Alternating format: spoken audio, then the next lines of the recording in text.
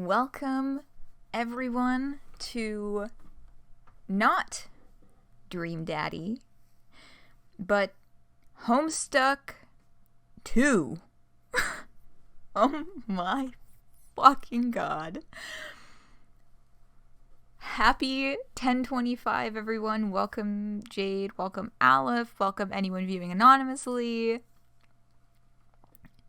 Yes, Aleph, this is a thing we are really doing, and I cannot fucking believe it. Okay, so it has been a fuck of a week. Like, do you see how many tabs there are up there? There's a lot of them. There's so much to talk about. Oh my god. And I just thought it would be appropriate to start off with the credits being our pre-stream. I was gonna do this anyway. This isn't something that I planned today. This is something that I thought of doing a few days ago. But I just thought it would be appropriate because this is also the 3-year anniversary of the credits coming out, which is the 3-year anniversary of the Rosemary wedding that made my heart explode. So I thought that would be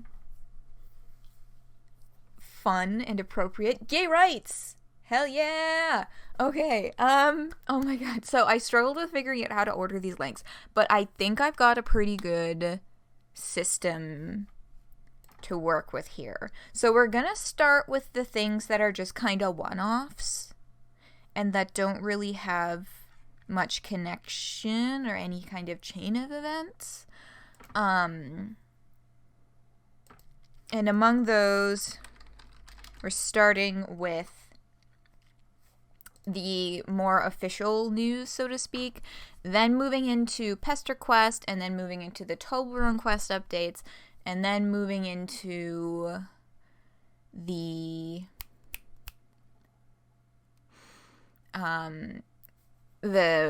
meat quest that happened like last night, and then moving into Homestuck 2.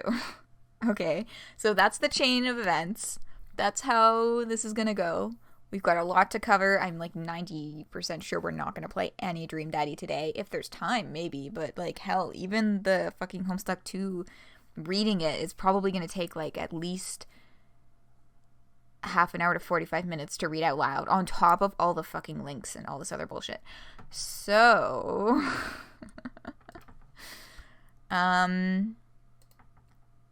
alright. Moving forward. Homestuck Book 5. So this came out on October 22nd. I have my copy right here next to me. It is a hefty book. It is another 1-inch thick, 380 or 480? I think it's 380. No, it's 480 pages. And this, so, alright, rundown of what this book is like. So obviously it starts right with S Act 5 Act 2 right at the beginning. And since this is only part 1, it ends, oh, this was fucking clever. They ended it right on page 3086, which is the page where John is stabbed by Jack on his quest bed.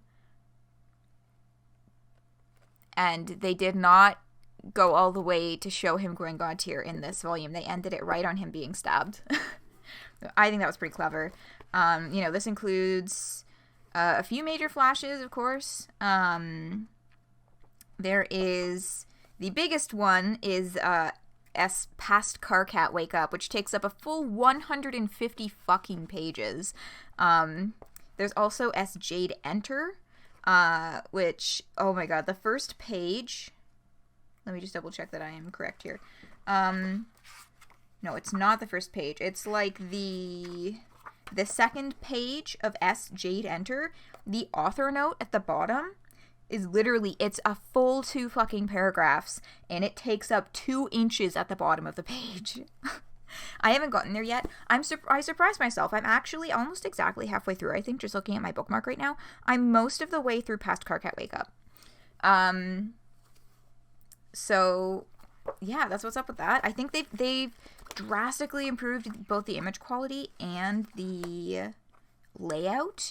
The layout looks really good. It's they've made the font smaller and made it so Pesterlogues aren't running all the way across the page anymore. They have them in like 2 columns with a smaller font, and it's a lot easier to read. And the image quality seems to have been upped as well. Although, I don't know, past Carcat Wake Up, certain trolls, their text color looks like it's got a lot of like fuzz around it, like JPEG artifacts, but not on purpose. I noticed this the most with Solix. But yeah, I think the image quality in general has improved, because there was just, I know like with the first 4, with the first 4, I kind of noticed that some of them, they had like the marks of like lower image quality. Like, you know how sometimes if you save an image, if certain types of images, if it's supposed to be like a solid wall of one color, it'll have like little flecks in it of like, if it's supposed to be solid black, it'll have like little flecks of gray in it, or like that kind of thing. I was noticing that with stuff in images in the older books, and I'm like, come on guys, like, this is, you know, Viz fucking Media, like, you're a big publishing house, you should be able to touch up the images so that they don't look like crappy internet images in your book. Because this wasn't like, yeah, this wasn't like in the sprite work and stuff like that, and I'm like, come on guys. But the art in this generally looks like it's a fair bit sharper than the first 4, so I think that's really awesome. And yeah, so that's a little babble about Homestuck Book 5. It feels very good to hold it in my hand.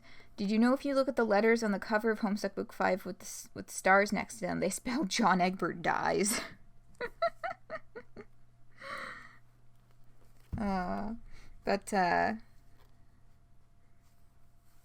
Yeah, and so the description on the back of this one, which actually I think it might actually be on this webpage.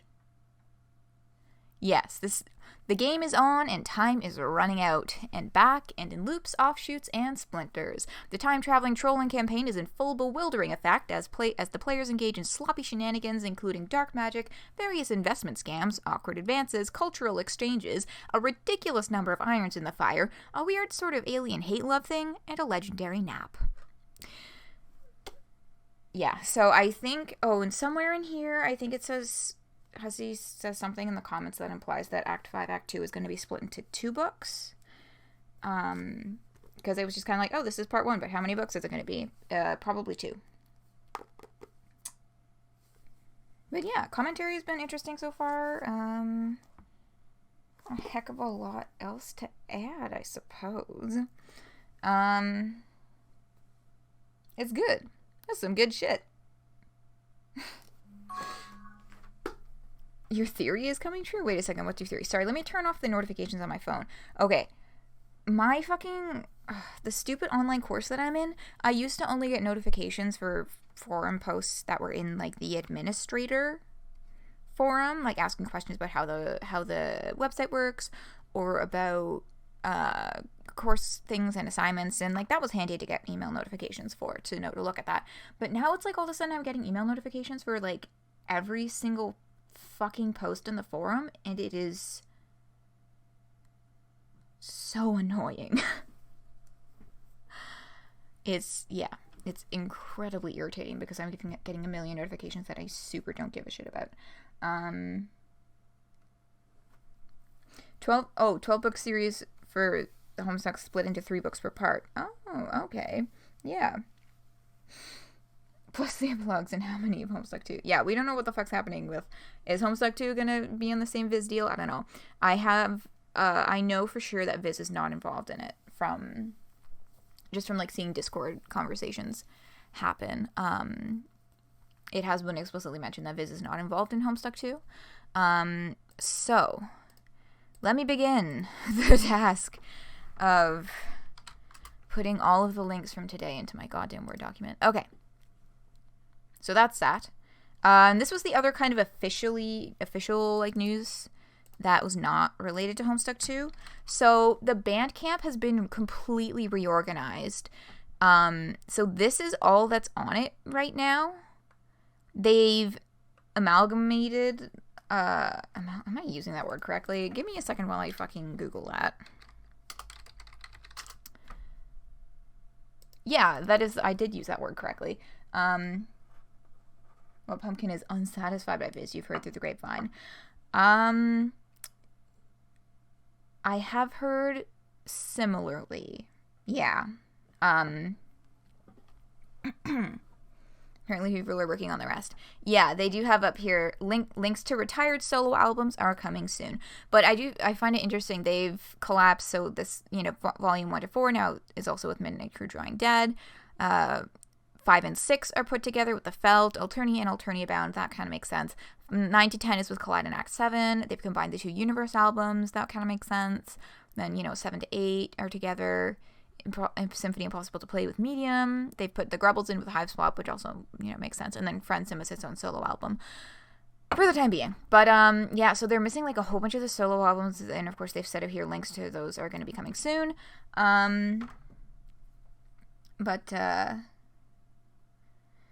Yeah, so that's interesting. So far, from what I've seen,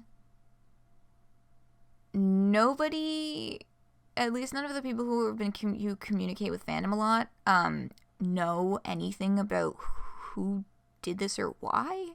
So that's a little concerning. But yeah, so they've completely reorganized the structure of this. Oh, and that was right. I saw someone else saying that now the track art is gone, which is such a shame. So, let's look at Colors and Mayhem, Universe AB. If we click on, Rust Servant here. Oh, no, the track art is there. Who?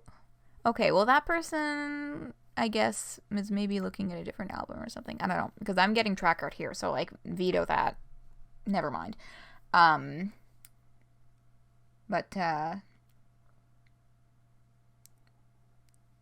Kids tweets about it because you messaged your contact about Mobius, Trip, and Hadron Collido being gone. Assuming Homestuck Pesterquest will be its own album. Yeah, I mean, I think... I can't remember where I read this, but I think James Roach said that he wasn't really sure if he was going to release a whole album for Pesterquest itself because he's not going to be doing that many tracks for it. But honestly, speaking of all of the albums that are suddenly missing from here, there are some pretty short ones on there that, and people will pay money for the Pesterquest music. I would love to give James Roach all of my fucking money for the Pesterquest album whenever Pesterquest is done, right? Because, there's albums like Song of Skya is 4 tracks, Prospit and Durst is 8 tracks. It doesn't have to be incredibly, it doesn't have to be as long as fucking Volume 5. How many tracks do Volume 5 have? 40? It doesn't have to be that long. And people will give money. You already burned every Homestuck song to unlabeled discs and buried them in Pennsylvania. Yeah, I already owned literally the entire discography. Which I purchased on sale. It went on sale for I think it was $70 Canadian for the entire discography, around $413 in 20. I think it was 2015 or maybe 2014 because I'm pretty sure I was still in high school. But yeah, so this is an update. It's a thing that's happening. But yeah, next on the subject is... Oh yeah, so this is more random stuff. So the official Overwatch account tweeted the Homestuck GIF in response to somebody being excited about Overwatch. I mean, so that's happened now. I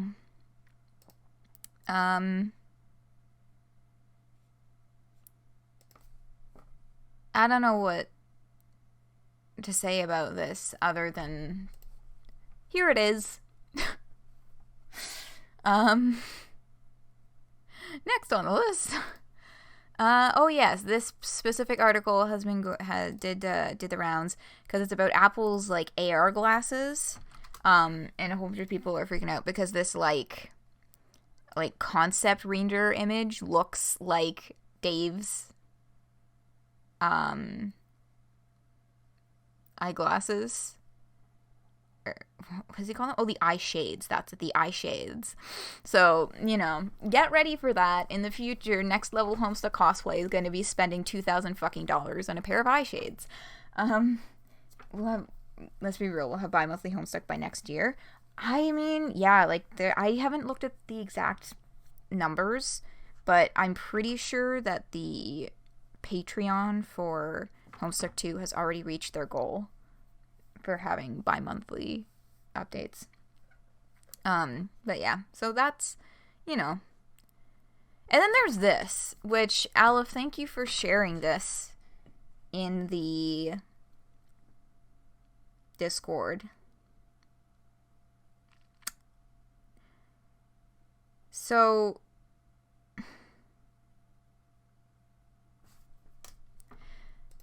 I don't even know what to say about this. I'm really mad that I haven't had the chance to actually, like, look at the stream or the song. Approaching 700, hey, fuck yeah. Because I was out all day today buying shoes for my job because I have a job now. 2 Broadway car cats active. Yeah, because, like, so this is the kind of new username that, you know, Zanny, or, sorry, Teddy, new name, picked. So, I just... I mean, the conclusion of this is this, okay? The official Twitter account of Broadway Car Cat, get fired up for Homestuck 2. And then icon header credits. So,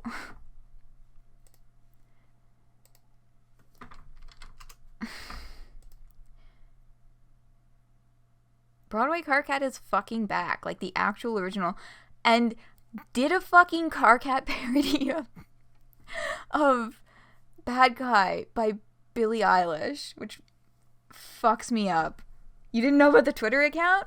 Oh yeah. This was like, I was trying to, like, power scroll through Twitter and see what other things I could grab for this stream for, you know, about like a half an hour before I started stream today, because I was offline buying shoes for work. And this was one of the things that came up. Somebody retweeted this first tweet here, new song, listen to Crab Guy on SoundCloud. And oh my god. Okay, let me pop this one into chat. I haven't been popping all of them into chat just because, like, the extra time is not, like, it takes extra time to do the links in 2 different places instead of just in my document. But this is, yeah. Should Broadway Car Cat sing one of these, asking for a friend? 15 hours left. Okay, well, obviously, I think this one won out by the time that they decided to do the stream.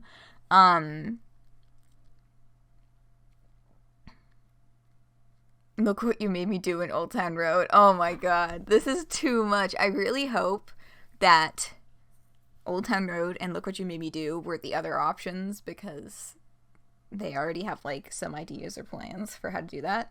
You want to see both of them collab? Oh my god, yes.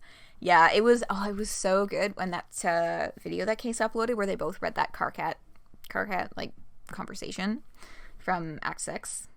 I don't fucking remember which sub-act, okay? But it was so good. I remember, actually, there was another, back in the day, there's a version of Carcolicious out there somewhere that is a collaboration between Teddy and one other person, but it wasn't Case, but I don't remember the name of that person.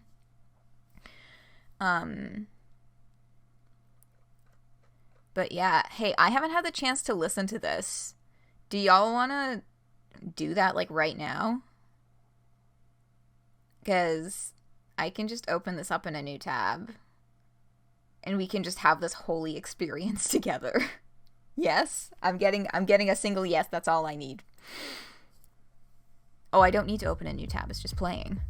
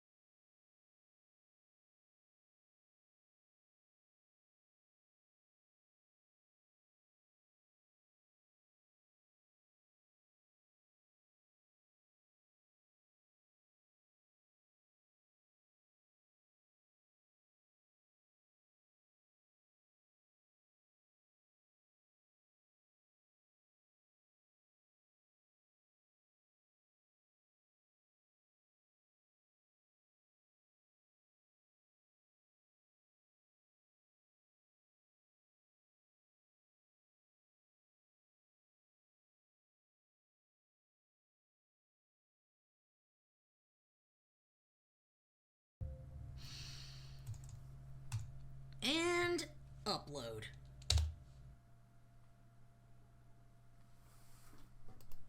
Oh my god! Oh my fucking god. Okay, first of all, that was great. Second of all, that fucking killed me. It's just like, none of you are gonna sing along to this one because it's not as catchy as the one I'm known for, or whatever the fuck, however that went. Fucking, I mean, y'all heard me fucking die laughing. Wow. Oh, somebody add the official Homestuck, Twitter account. I really hope they retweet this because I will fucking lose it. You're dying? Oh yeah. Oh yeah. Oh, 1025 being bigger than 413 this year is human patrol solidarity. That is true. 1020. I mean, 1025 being bigger than 413 is like a debatable statement because 413 you got the fucking epilogues and that shit blew up. That shit blew the fuck up.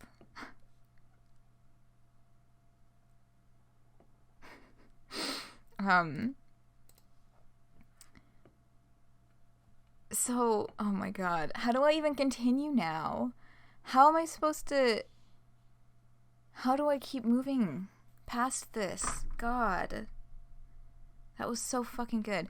You know what, though? The next ones that we're gonna go over is the fucking Pester Quest sprites. So, let's keep on trucking.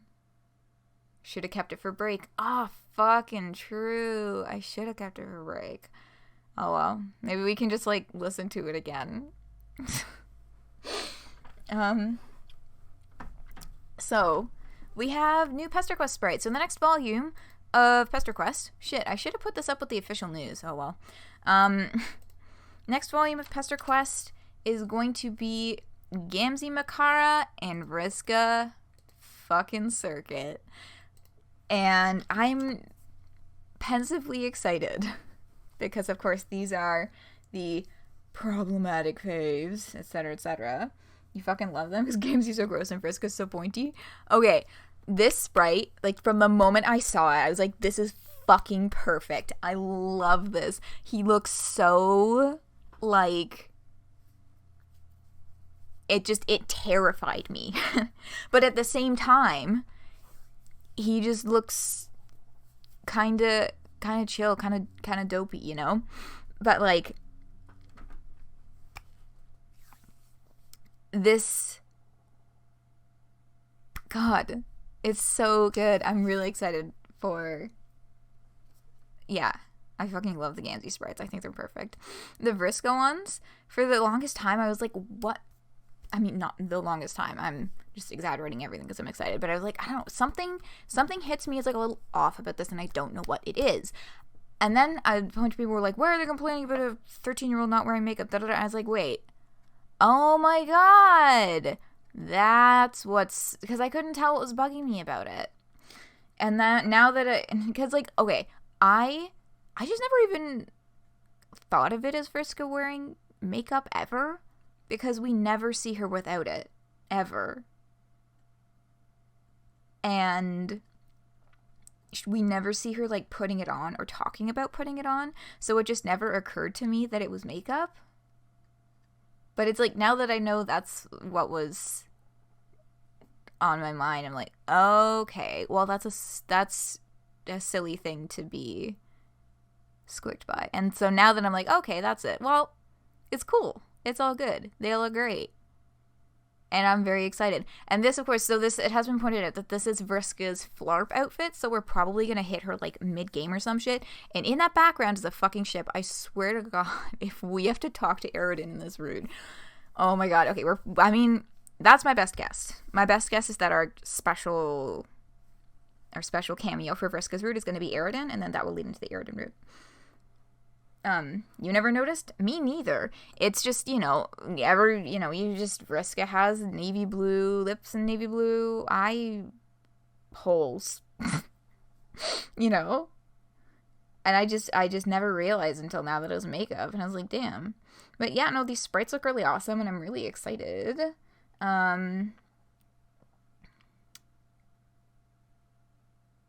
You bother you for a while and you realize that they don't have noses. None of the sprites so far have had noses. There have been exactly 0 noses in Pester Quest, I think. Shit, let me double check that. But oh no, I think Dave's sprite had a nose. But I'm pretty sure that Rose's did. Okay, yeah, Dave's has a nose. Jade, if the image would load. Oh no, Jade does have a nose. John, oh. Turns out I just, like, don't remember things. All of the kids have noses, but none of the trolls do. Troll nose discourse is so fucking stupid. That's what makes it so great, though. The best discourse is the harmless discourse. You know, like people fighting over whether or not trolls have noses or ears or belly buttons or nipples. Or, like, moon discourse. Prospect versus Durst, like, moon discourse.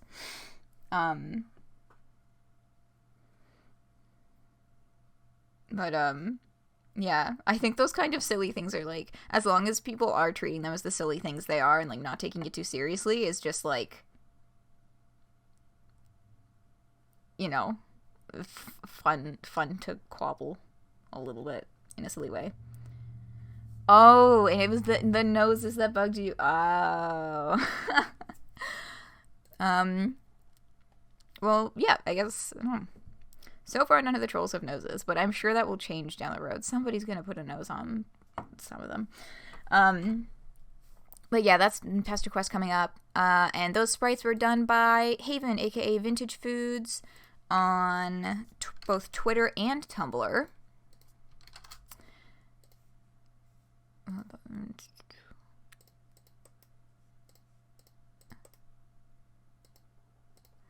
Let me put my links in. Okay. There we go. Yeah. So that is the artiste. And now it's time for Toblerone Quest updates. So, a lot of things happened with Toblerone Quest this week. There was no new Toblerones, but,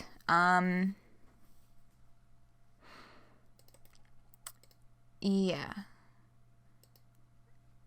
So this was a person sent a request to see the Striders and Dave Petta without their glasses, without their sunglasses, as their Toblerone request.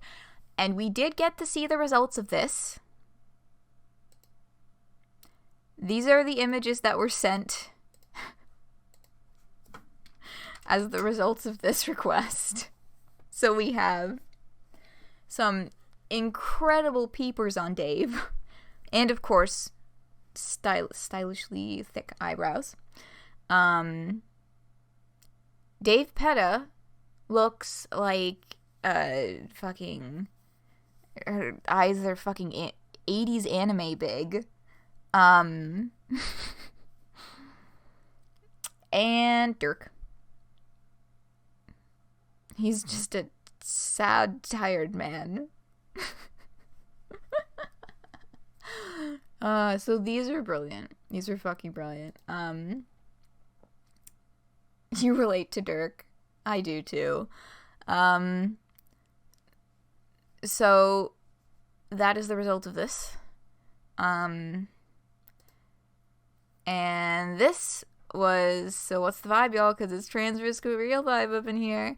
So this person's request was for Transriska. So of course there's the email back. Congratulations on retrieving one of the Toblerones. I believe the creative team currently working on products will be sympathetic to your wish. I think so. We'll talk about the credit list for Homestuck 2 in a hot minute. And should be able to implement something like that, something to that effect. I will pass the idea along to them and allow them to develop the idea at their discretion.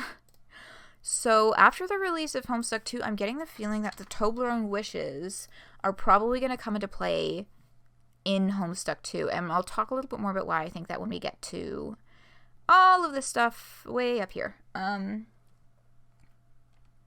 Big surprise, Kate's in favor of Transriska. Yeah, that was, they were like, you know, currently we'll be sympathetic to your wish, and I'm like, well, Kate Mitchell is working on Homestuck too, so definitely. And this is unsourced, but I just kind of like, I've heard of some of them, but not all of them. This was one of the people who had the Toblerone. But so far, June, Transriska, yeah. These Striders without their shades. Fan art for a fanfic. MSPA forums backup. I am fairly certain that Mackin found one of the Toblerones and said that he was gonna do that. So like that's just Mackin. Hive Swap fan troll cameo I did see, and being an official Homestuck writer I haven't seen. I don't know who did that, but I don't know. I'm not sure what's up with that one or with the art for the fanfic, but so that's kind of like the ones that are known at the moment. And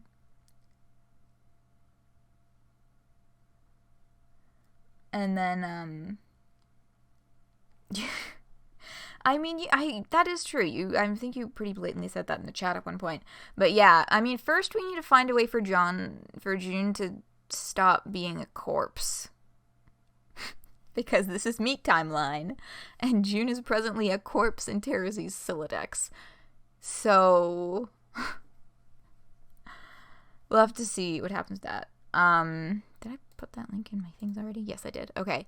Alright, so this was posted by the official Homestuck account on both Twitter and Instagram, but I'm going using the Twitter post because Instagram, I don't like having Instagram on stream very, very much because a lot of the time I have to do like extra covering stuff up in post when I go to YouTube and all that crap. But yeah, so this is in Chapel Hill, which is where the Perfectly Generic Podcast live show is tomorrow.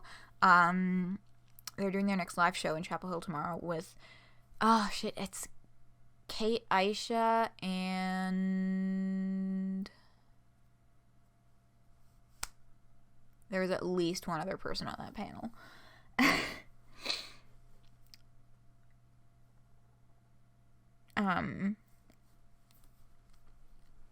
So this is, and it was this like really fancy pen box. So people were like, what is in the box? Because it might not actually be a pen, right? Now we get down here, package secured. So this person found the pen box. And we have the meat, we have the power. Here's the shenanigans. Because what was in the box was this epic, like, meat bar. And then the note.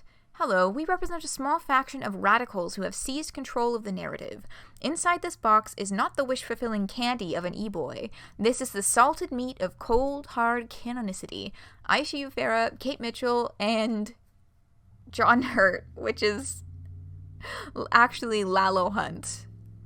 But it's a pretty loose signature, so I can understand the misread.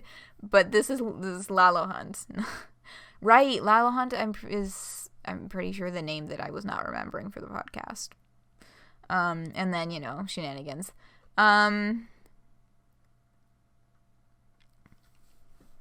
Yeah, John Hurt. Fuck. Yeah, so did I link this already? I didn't. Whoops. Yeah, so that's what was up with that. And then, shit, I didn't bookmark it. There was something from Pip.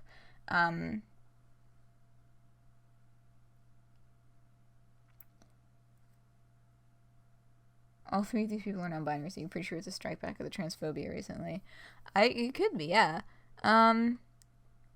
But yeah, that's what's up with this. And then, what did I put next? Yes. Okay, now we're getting to actual Homestuck 2. It only took, 40 minutes to get here. It's fine.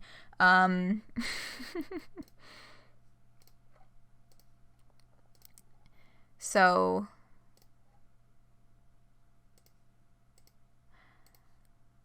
Homestuck 2.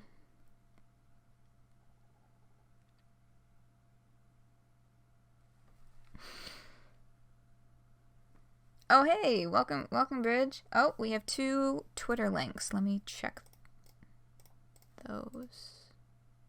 Oh, yeah.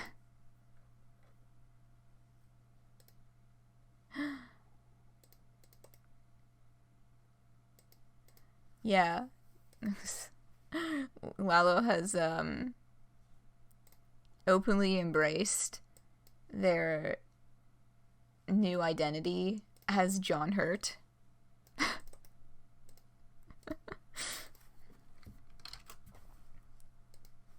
Yeah, and then this person introducing Lalo Hunt as the Doctor, because I guess John Hurt is this guy's name. Not a Doctor Who person, but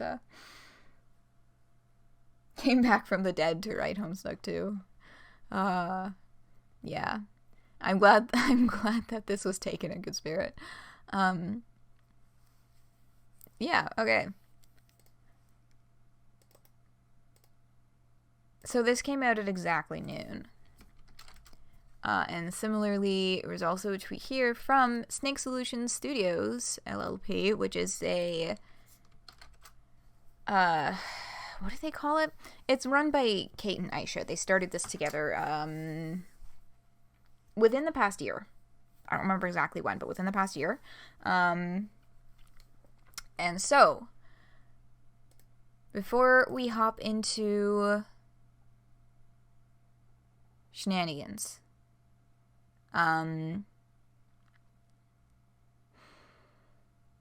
here is the credits, kind of. So this is who's involved. So Lalo Hunt grabs Ahab's cross. Here's a note: carves no more e-boys into the moon. Okay, I might flip the order of these around a little bit. Okay, so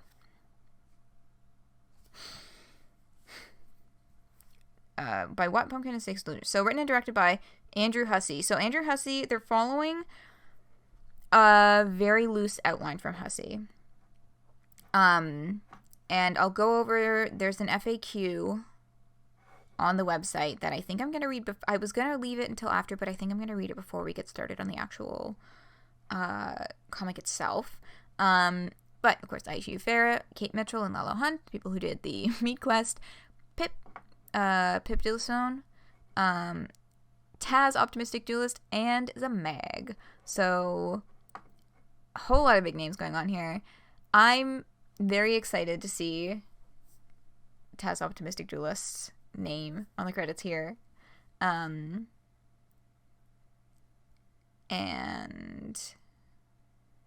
yeah, because I'm pretty sure this is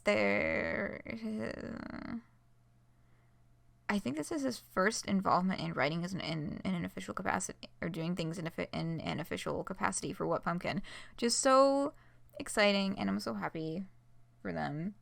And yeah, and Zamag, of course, is doing art at the moment, and just so beautiful. Oh my god. And of course, the writing from everyone else on the team is fantastic stuff that, already familiar with from past What Pumpkin things, except for Kate Mitchell. Kate Mitchell's Best Request has yet to come out, but I've read some of her fic, and it's just like, yeah, and then technical contributions of Andrew D. Cohey. And there's a Patreon link, so we'll talk a little bit more, but there's like a lot happening here. There's a lot happening in this tweet. Did I link this yet? I don't think I actually put the link in my document. Oh, no, I did. I'm on it. I gotta trust myself. I'm on it. Okay. There's a lot. There's just so much to talk about. My brain is like, where do I even start? So, here is the website. It's literally homestuck2.com.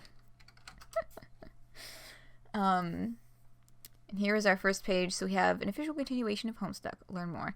So home, log, news, FAQ, recap, credits, Patreon. So this is picking up from the end of specifically the meat timeline. And hence the Dirk orange and the Kamina sunglasses. And this shit, y'all. We got a fucking Polygon article, although, look, y'all, I don't know how much you have to not be paying attention to write an article about Homestuck 2 in which you mention that the title is Homestuck 2 Beyond Canon and then call it a canon continuation in the fucking article title. For real, y'all. Pay attention. GameSpot, of all the fucking websites, GameSpot, note that I haven't actually read all of these articles yet. This is just, I gathered these links, like, this is a pretty quick cursory grab of things that people were passing around, because I have not been home today. But yeah, fucking GameSpot of all websites, and Kotaku as well. Suddenly, there's a Homestuck sequel. Whoops, I just clicked on that again. Oh no, that article contained a spoiler. Oh well. It was only on screen for a split second. So y'all can read those on your own time. Oh, I should actually send you those links if I want you to read them in your own fucking time.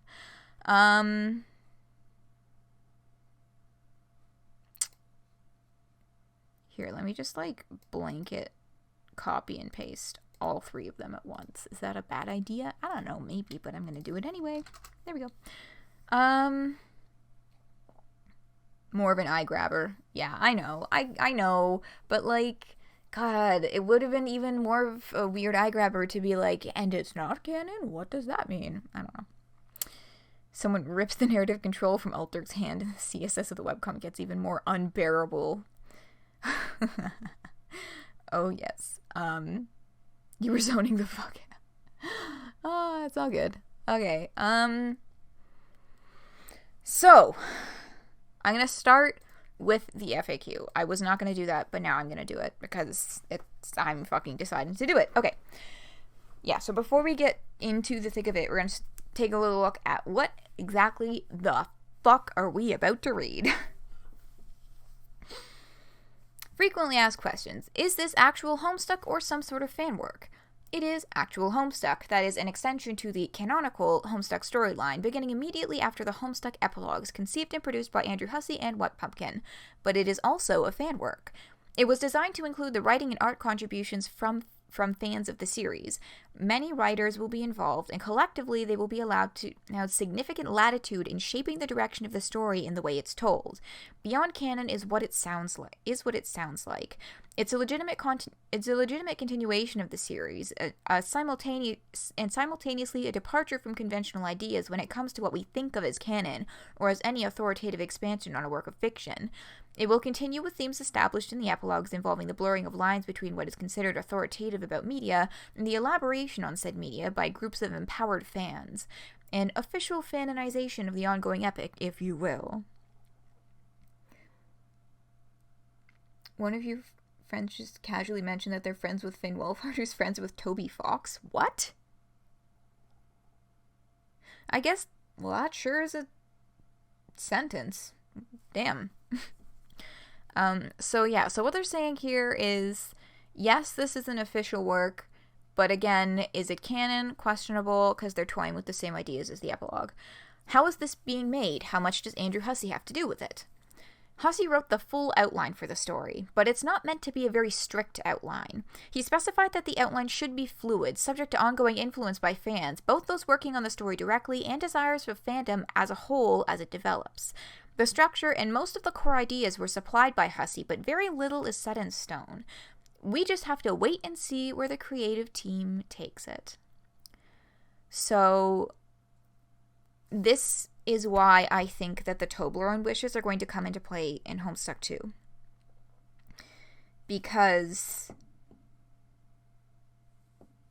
it is, they're very specifically, we're flowing with the fandom here.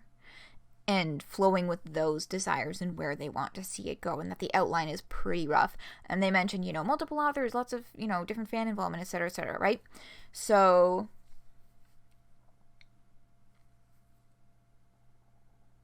writer of the best SCP-1 proposal?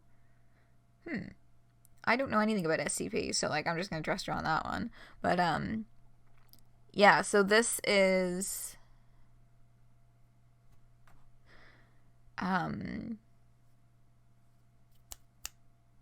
yeah, I have stated my thoughts. So this is why I think that the Toblerones are going to come into question with this specifically. So this is where we're going to see, well, they're gonna have to pull some fucking tricks out of a goddamn hat, because June Egbert and Transfem Vriska are both going to be difficult to do in the meat timeline, because in this timeline June is fucking dead and Vriska is trapped in the candy timeline. So how are they going to pull that off? We'll see.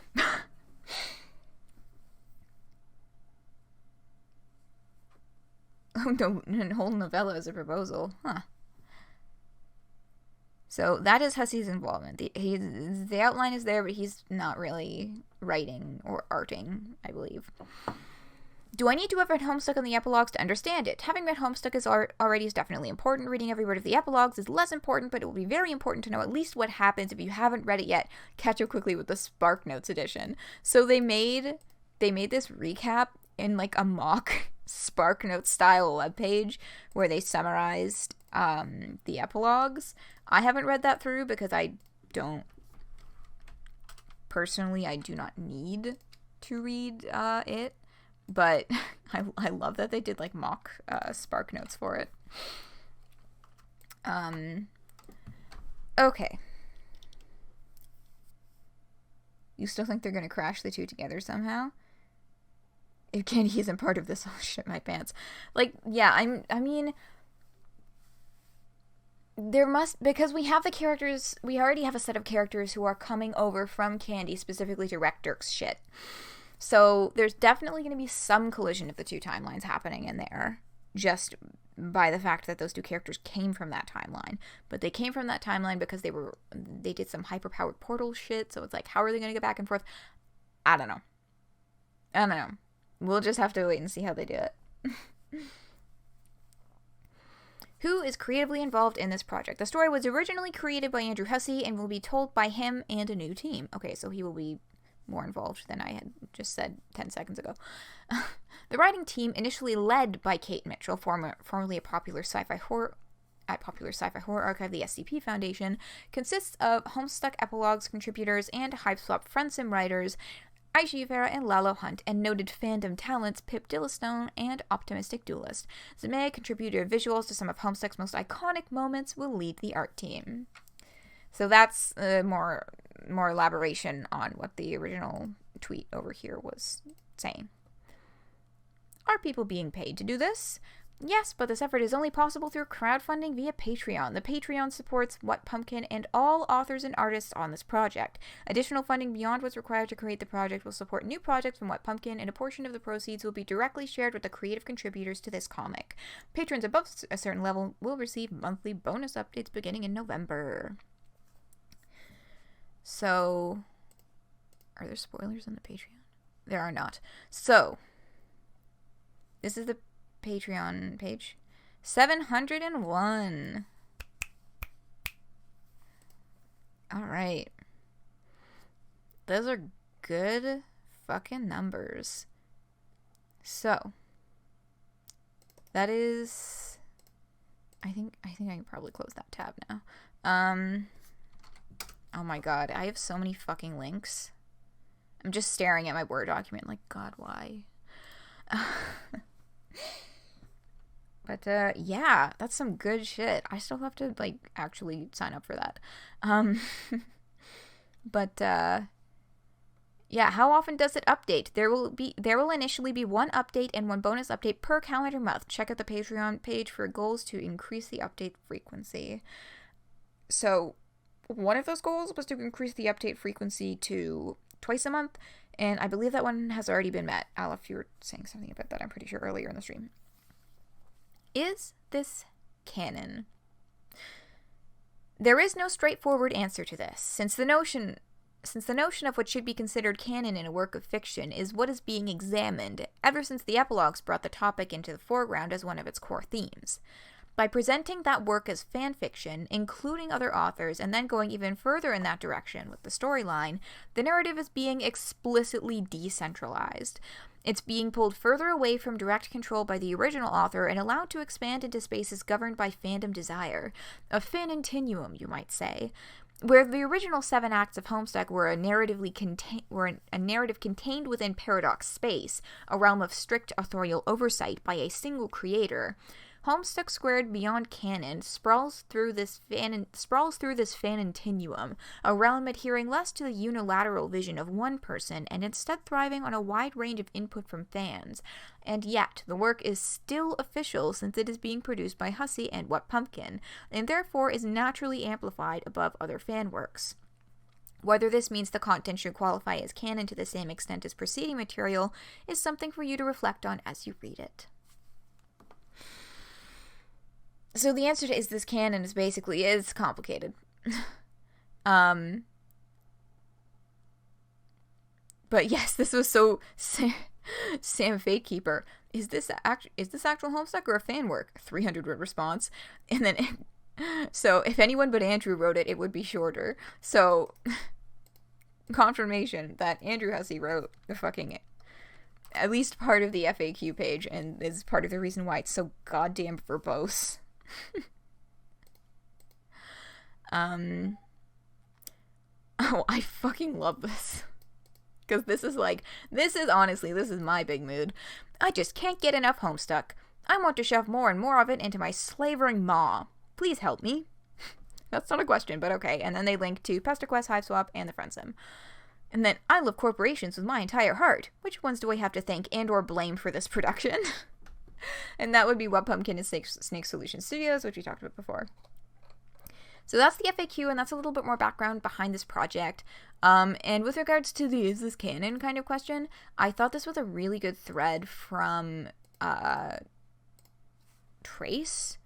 Kind of talking about how Homestuck has been moving a lot closer to sort of the traditional comic book realm of canonicity, so to speak, in that, we have the characters down here that I mentioned, Batman and Spider-Man, where there's a shitload of different universes and different versions, right, that are all quote-unquote officially published works, but they're all different authors, they're all different interpretations. So that's kind of where we are floating to. That's kind of what happened with the Epilogues, is moving in that direction. So I thought this was kind of a neat lens to look at this through. Okay. So the last 3 things are spoilery things that have to do with the content of the comic. And yes, that is the official Arby's Instagram. We'll get to it. It's 12:02, so I think we have successfully spent the entire first hour on other shit. So the second hour and beyond, if we need to go over time, which we probably will, we'll be reading the actual fucking comic. Finally. That being said, it's time for break. I need to rest my voice for a quick 5 minutes. Shit, why did I close the fucking timer?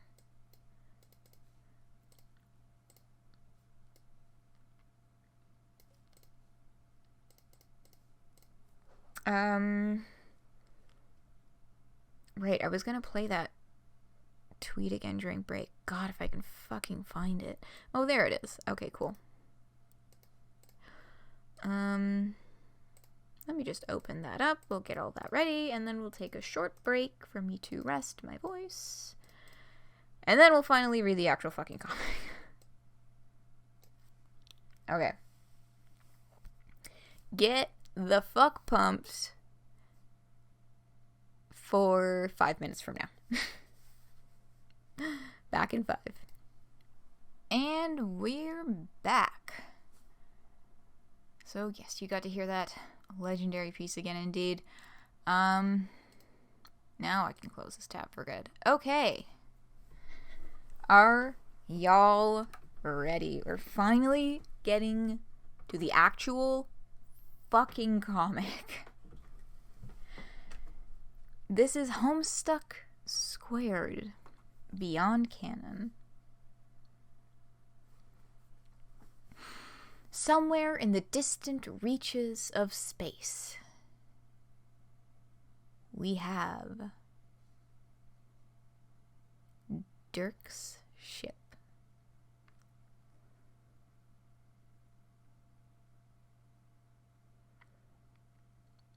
What? Oh no, Bridge, that was the original Broadway car cat. That wasn't Case.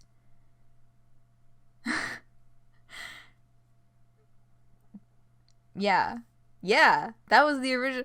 Okay, let me bring that tweet back up for a quick hot second.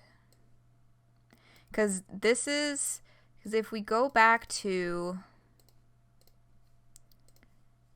the Twitter page, sorry, I have to pull some shenanigans here to get this to,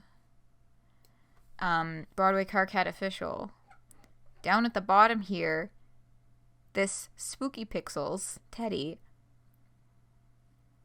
is the account of the person who was the original Broadway Car Cat. And there's the thing leading to the recording of Crab Guy. Oh yes. Oh yes.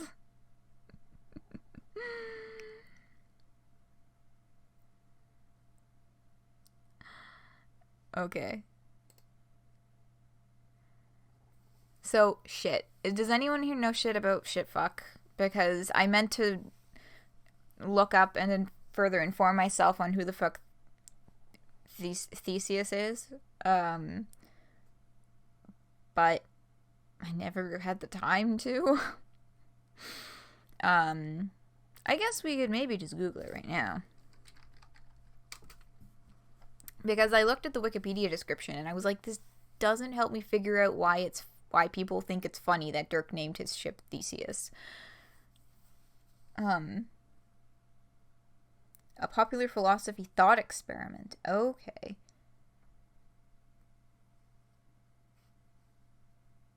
We've already taken up an entire hour. Yeah, I know. The one who fought the Minotaur. Both of those things are vague enough that I'm still confused. Which, like, I'm assuming that the popular thought experiment that he did is what makes it funny. Because I feel like I should...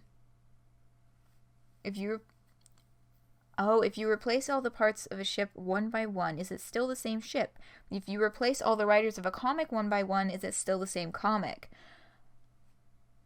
Oh, that's fucking good. Oh, that's fucking good. Okay. Thank you for explaining, Aleph. Oh my god, that's so perfect. Oh my, I love that they scratched out the fucking Skynet logo too on the side of the ship.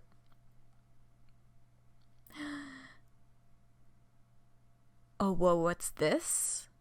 Is it Dirk?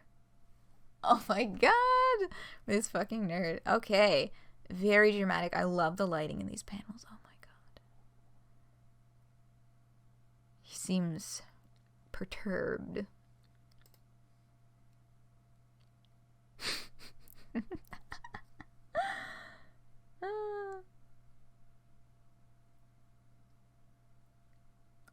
the design of this ship owns. It does. It looks so good. You really thought it was Cecily Snowbound Blood because of the collar. The first line. I know, right? So, I don't know. It might be hard to see if you're looking at the stream on mobile. But the page that he's holding has the text from underneath on it. So, oh my god, Rosebud. All right. The first line is surprise, bitch. Yo, yes. Okay. So,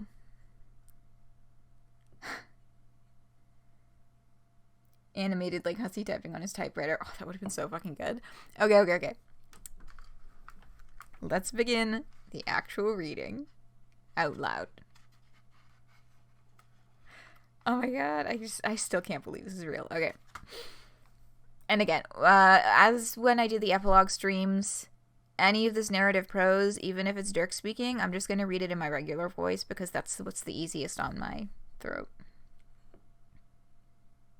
Slapping his title, wildly banging out the shitty narration. Now I want to do that edit. What if I do that? I have Photoshop and a tablet. I can do that. I don't know how to make a GIF with Photoshop, but I can try. Oh boy. Okay. We're gonna leave that revelation to the end. Okay.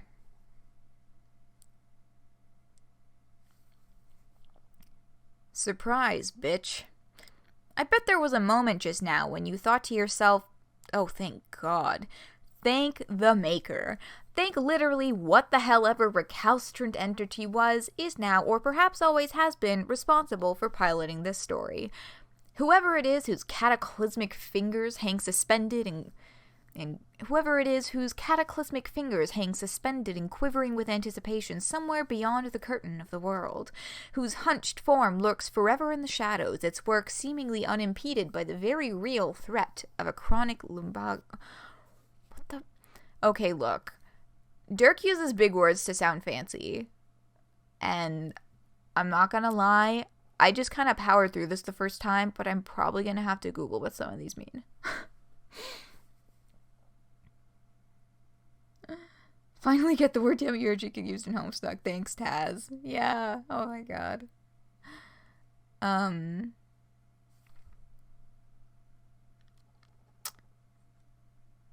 So, let's see. Recalcitrant is having an obstinately uncooperative attitude towards authority or discipline. Okay, that didn't mean what I thought it meant, so I'm glad I looked it up and didn't just assume I was right. And what the fuck is a lumbago? Pain in the muscles and joints of the lower back. Chronic lumbago? I feel that.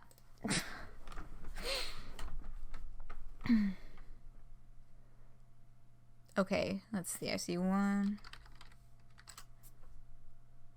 Okay, and a phalanx is either a body of troops or police officers standing or moving in close formation, or a bone with a finger in tow. Well, I thought I had the correct definition in the first place. Time to bring out the pickle juice! It's been a while, but yes, go for it. Okay. Okay, so let's try this whole fucking paragraph again now that I've Googled like 3 words.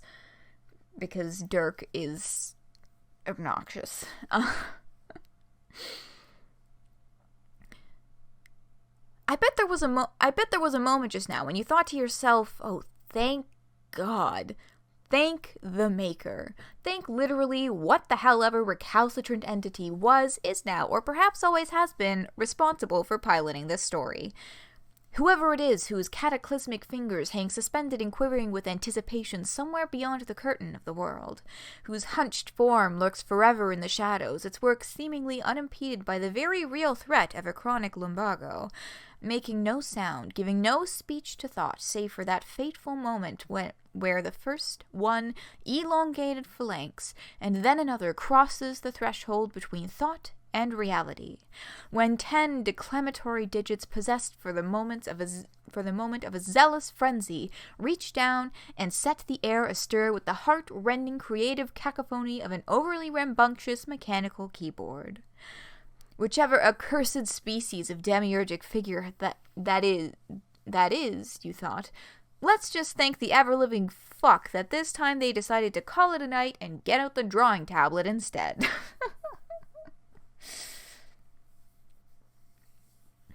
Which, finally, this story is back on the rails. Maybe we can get back to what things were like in the good old days, where boys were brave, girls were guileful, authors were alliterative, and in various dubious states of non-undouble death, and this comic made at least a little bit of sense to more or less everybody. No more dealing with narrators, unreliable or not. No more embittered scrimmages over the bounding metafictional reality within which everything transpires. No more stupid, tang-tinted text. Your collective sigh of relief is deafening. Well, tough shit. This store... Dirk? What are you doing in there? Yeah, and Rose is just like, Dirk, shut the fuck up. Oh, I'm glad that BoJack Horseman was good. That's one that's been kind of in the back of my mind to watch, but I won't. Oh my god, I totally forgot to... Well, I didn't forget. I just didn't have time to watch the new episode of, Hoshia no Sora, aka Stars Align, which is the anime that I was talking about last weekend. It's good shit, and I'm very excited about it. Anyway. Fuck. Hang on a second. Gotta take care of this. Rosa's voice echoes tinnily out of my newly alchemized computer-integrated shades. The infidelity of the transmission is due to her voice being slightly too high definition for the speaker to reproduce it faithfully. There's an audio format even better than analog, it turns out, and that's what I replaced Rosa's vocal cords with. That's what replaced Rosa's vocal cords when I scooped up her rapidly dissipating soul and installed it in a robot body. I have it on authority that decanting is sometimes necessary to ensure a wine is at its best. I like to think that the same was ultimately true of her.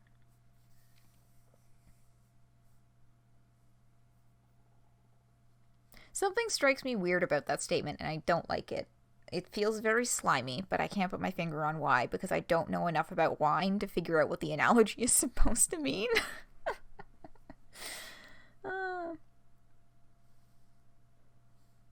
I feel when your favorite is most likely to never appear in this comic. Rip.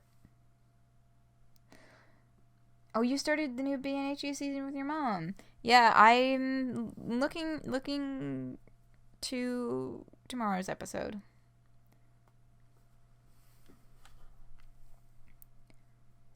Oh my goodness, hi! Hello, welcome. Oh my god. This is pretty neat. Oh my god, okay, so decanting. Gradually pour from one container into another, especially without disturbing the sediment. Okay, so I understand the analogy now, and also I also understand why my original inkling of him being slimy is correct.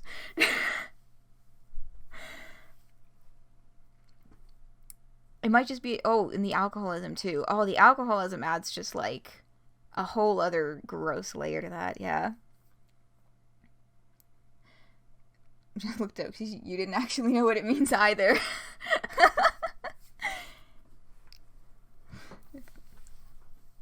Oh yes, and Alice was happy to see the word demiurgic in there, but yeah. No, I've had to Google a number of words in this already. Dirk Strider is kicking my puny little brain's ass with big words that I don't understand.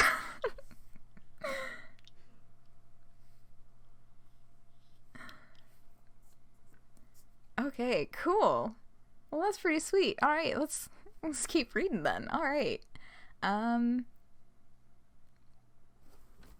Okay, now I'm gonna bust out the Dirk voice, which it's been a bit since the epilogues, but let's see if I can still intonate well.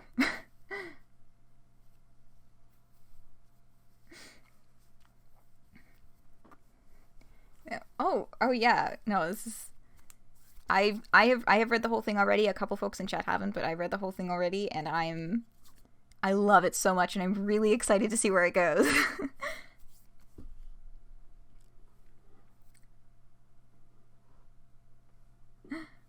Okay.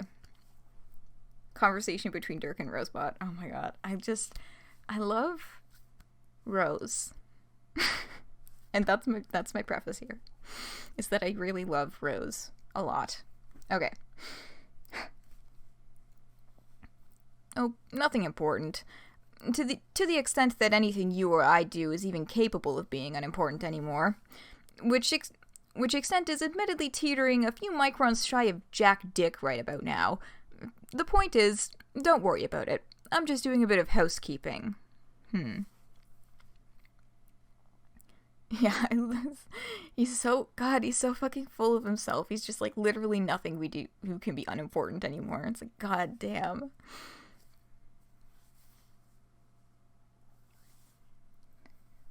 Oh, Colin, welcome. Sees Rose. Oh, hell yes. Oh, absolutely. No, the moment I saw Rosebud, I was just like, oh my god, my heart, my Rose, whom I love very much. But, oh yeah, I'm sure that's true. That's a good question, though, Colin. How has your day been, Taz? Because I'm sure this has been just as much of a wild ride for you as it has been for all of us.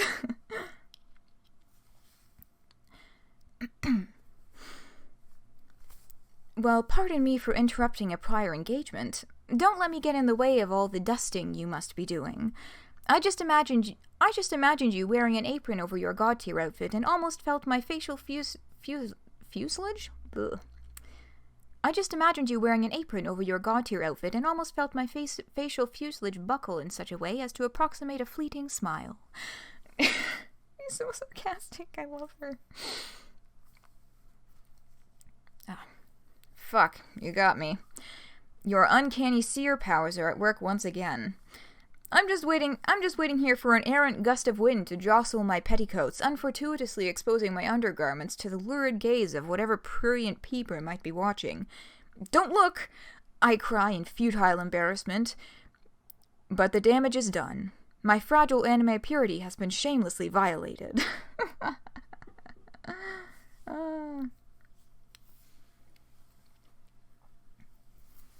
Everyone's been pretty nice mostly, and it's good seeing people enjoy it. Yeah, that's pretty sick. I'm glad it's been great, yeah.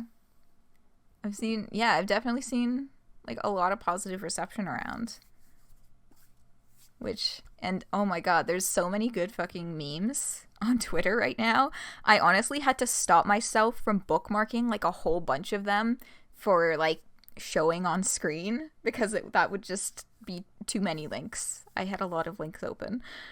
But people are coming up with some really great shit in response. Ah, yes, the animes. A bottomless resource of good-natured humor. That ungodly noise of screeching metal you just heard was my titanium-reinforced thorax crumpling into a cartoonish posture of helpless mirth. Alright, we get it. You are literally a robot. No need to keep pointing it out every chance you get. I got enough of this with the autoresponder. I'm just playing along.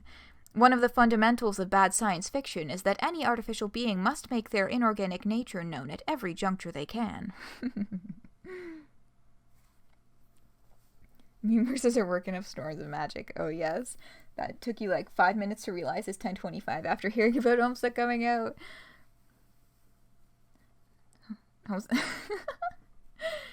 But yeah, no, that's fair. That's valid. It took me like, I didn't even realize until like basically the day of that it was like 10:25. It was just, I was thinking about Homestuck Book 5 coming out, and then I was like, oh yeah, the 22nd, and then I was like, oh yeah, wait a second, the Friday is the 20. What the fuck? What? I don't like that October is over already.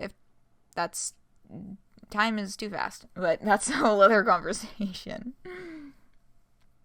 Nothing like memes to to really make the update. Yes, I'm so glad.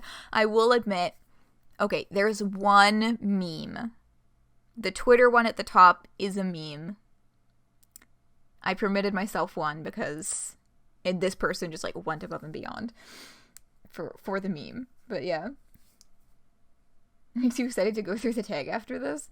Oh yeah, I'm so excited to actually get to sit down with Twitter because I've had like hardly any time today to really poke around. Not over till the last piece of candy is handed out. Hey. I need to finish watching Adventure Time. I've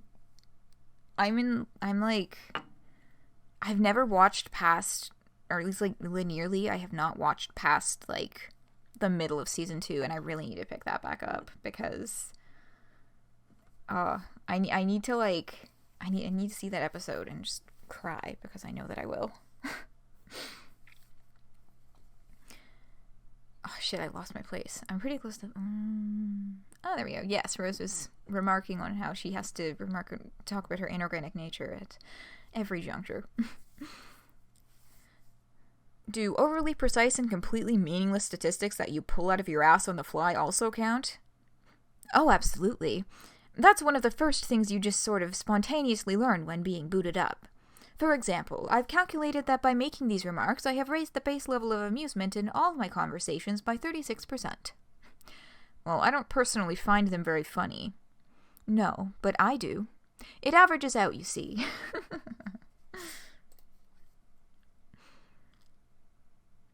Okay, I'll talk more about just what the fuck is happening in this room right now once we get the full view in a panel or two. And, oh, this is such a tease, though. It's fucking killing me not knowing what Rosa's sprite looks like.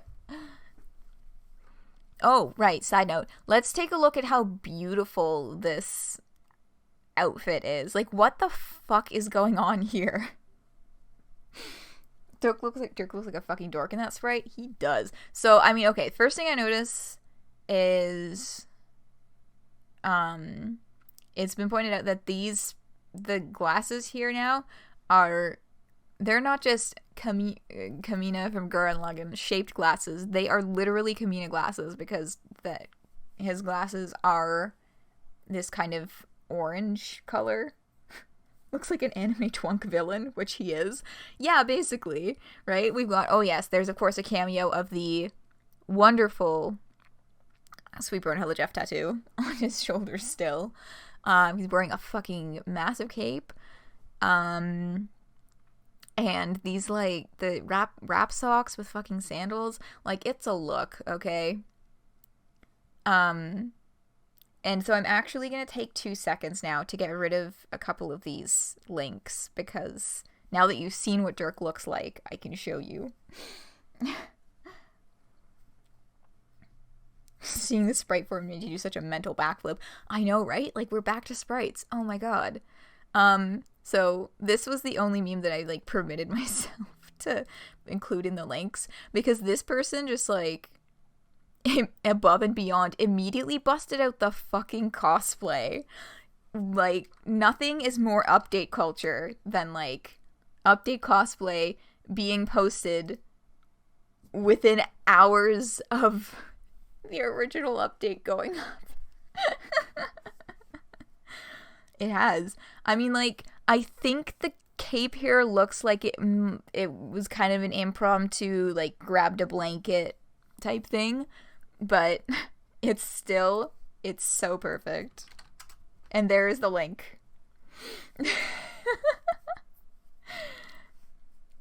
See a new outfit and they just go feral, huh?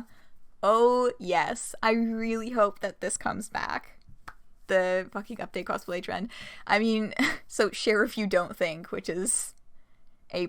And then they've got the fucking, the okay hand at the bottom, too. It's just a fucking masterpiece.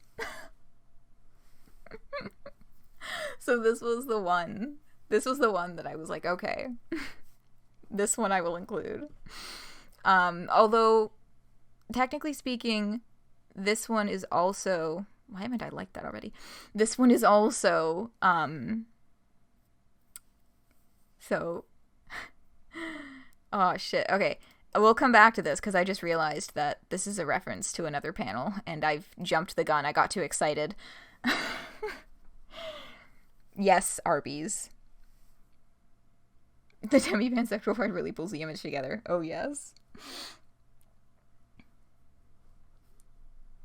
Yeah, hero mode. And the hero mode, yeah. Oh, yeah, like the hero mode, when you only see from, like, the chest up, it looks, like, intense and, like, not gonna lie, kind of badass. But then you get, like, the full picture, and it's like, oh my god, this fucking nerd.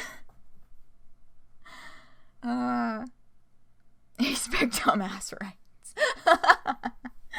But, yeah, we'll come back to the Arby's one in a minute. I got too excited there. Let's keep reading.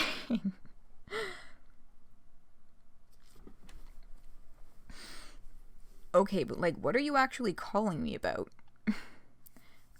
I just thought you might like to know that we're getting pretty close to your chosen crash site. We can head down to the planet below as soon as Terzi's finished working out how we do that. Terzi. I swear, the first time I saw her name, a single dramatic tear rolled down my cheek at the sight of Terzi. Just her name even. I love her so much. So much. You can really tell who my favorite characters are in Homestuck right now because I'm freaking out anytime any of them comes up. You thought he was wearing socks and sandals, but no, he just has sports tape on his feet. Yeah, it's like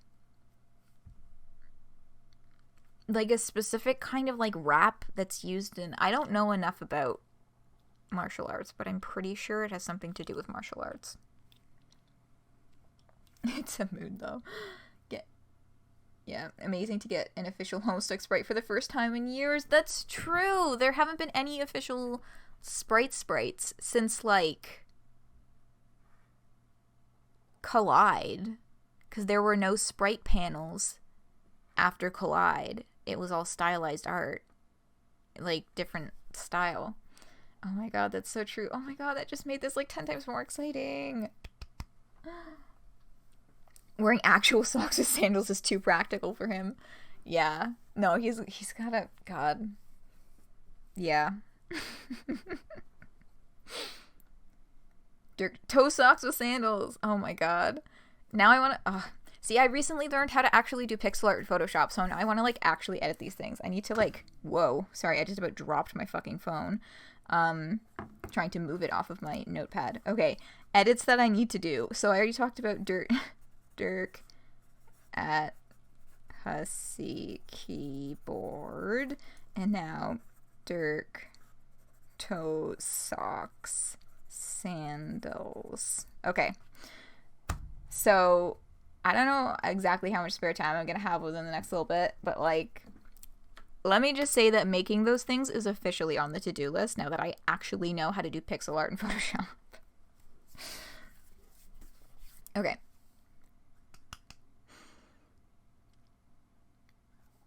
Right, I just finished reading Rose's line up at the top. How to land? Wait, crash site? Oh my god, I love this so much. Okay. Yes. Among the features of this ship that were considered indispensable by its creator, which included multiple fully stocked drink cabinets, a movie theater, and an 8-lane shooting range, a landing gear appears to have fallen just a little outside the realm of vital. Or rather, hurtled into the ground. Like we'll be doing, in case the message wasn't clear.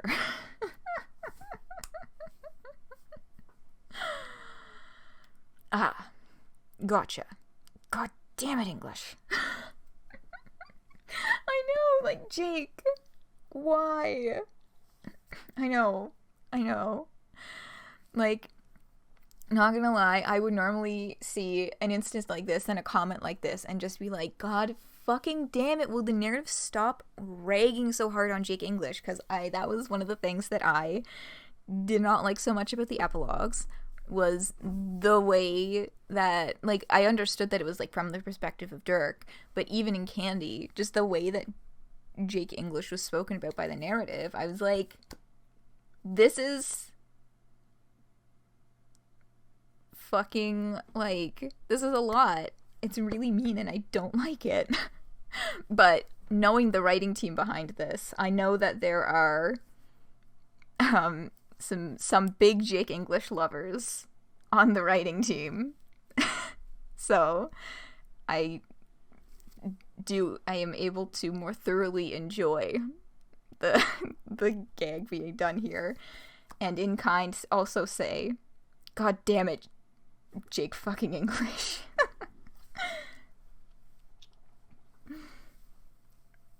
Imagine doing art. This Postmate by Doesn't Have Hands gang. Wait, what? Brought to you by Art Block gang.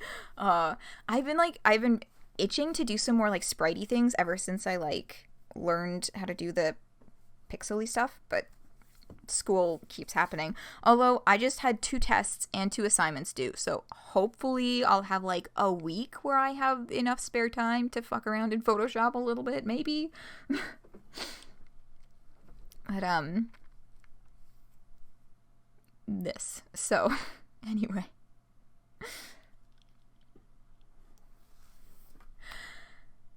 So yeah, they're gonna have to fucking crash land. Assuming your busy work is more or less done by now, I'll get Terezi to set a course, if she hasn't wandered away from the helm by now. She's been getting pretty impatient. So, I just want to get this on complete lockdown before I strap myself into the safety harness we'd all better hope wasn't also omitted from the design schematic of this stupid ship. We're letting Terezi smash us into the planet we've been hunting for 3 years? Should she even be driving this thing? Great, thanks. Thanks for the ableism, Dirk. Don't be such a chud, Dirk. Of the 3 of us, she has by far the most experience operating any kind of flying vessel, and just as much if not more experience of crashing them. Besides, it's not like the 2 of us have anything to worry about. It's Terezi that needs to be careful. She's functionally mortal, remember? You mean to say that you don't think we'd be in peril if it came... You mean to say you don't think we'd be in peril if it came to it? There's nothing about our situation that strikes you as falling within the bounds of precarity as far as the rules are concerned? Oh, you're right. I suppose I hadn't thought of that. But I think we can remain calm in the knowledge that nothing particularly heroic is going on right now. At least, not that I'm aware of. Right. Because, of course, Dirk was thinking more along the lines of a just death. And, I think rightfully so. I think that's a valid worry for him. Rose, what the fuck is a chud? I saw, God, who was it? I saw someone say on Twitter that, like, Rose calling Dirk a chud was, like, something to do with Kate Mitchell, but I don't have the context for that comment.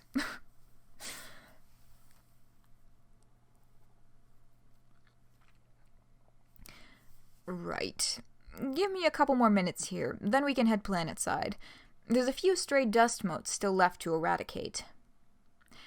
Just don't get too attached to having everything organized neatly, will you?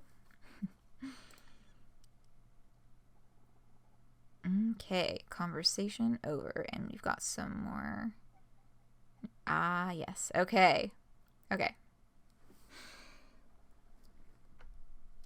Oh god, Urban Dictionary. Is an insult frequently used by leftists to deride members of the alt-right or other right-wing... Oh!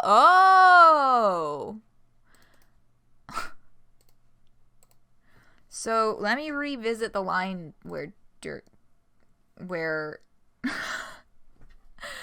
Okay, let me finish reading the fucking definition first. Chud is an insult frequently used by leftists to deride members of the alt-right or other right-wing groups. The word has been used as a sarcastic derision for decades, but has only attained the political slant fairly recently. Okay, so wait a second. What made Rose... Ah, it was in response to Dirk's ableist comment to Terezi. That... Okay, now I get it. That's fucking good. God, I love that. Oh. Okay, that's good shit. Let's see what else Dirk has to say now, because we're back in narrative prose. And yes, thank you for sending the link, Aleph. Oh, ableism is discrimination based on disability. Yeah, so for example, Dirk's comment was ableist because he was making judgments on Terry's abilities simply based on the fact that she is blind, without actually considering like her as a person, her experiences, talking to her about what she isn't comfortable doing or can and can't do. So yeah. Oh, you know what it is. Okay, sorry. I just like immediately went to educator mode. Very long string of text with Cancre's typing quirk. Oh my. I wonder. Oh my god. I have doubts that the Dancestors will be involved in this simply because of universe shenanigans. But also Mina was in Candy, so like, again, and fucking everything is on the table right now, and I'm just really excited to see where it goes. But first, let's see what is already here. Gotta streamline the side conversations. Rose signs off the call without much fuss. She knows that I'm not really cleaning, but doesn't care enough to know what I'm actually doing. I know that she knows this, but I don't care enough that she knows, nor do I care that she doesn't give a shit. We're all just here, not giving a flying fuck like normal functioning people. Oh, no, right, I don't have to do that explicitly. It's easy to get into the habit of just narrating everything, even when it's a bit creatively redundant. This is where the advantage of visuals comes in, to make my life as an omniscient overseer a little bit less tedious. I can just do whatever, and we can all see it happen, and nobody has to fight with a testy shrub lady for control of their own legs or anything. No need to pull a whole thesaurus out of my ass just so I can go to the bathroom. Seriously, it's a big relief. Yeah, but you're still pulling a whole thesaurus out of your ass for literally all the rest of the fucking narrative text. If Cancre's here, you're gonna throw shit. You read as much of it as you could and you regret it. Yeah, I've read all of Cancre's dialogue through every time I've reread Homestuck so far. And it's like, yeah, yeah. I think the frustrating part is that in reading Cancre's writing, there's a couple of times where he brings up points that it's like, okay, that's actually a valid point. But it's just caked in so much, like, God. Cancre. Cancre died in the Tumblr collapse. Oh my god. Rest in fucking peace, Tumblr. Anyway, Cancre's not here, so we'll save the Cancre conversation to whenever we get to the, to Open Bound in the next Homestuck reread streams. You can actually have consistently good satires of bad leftists. Okay.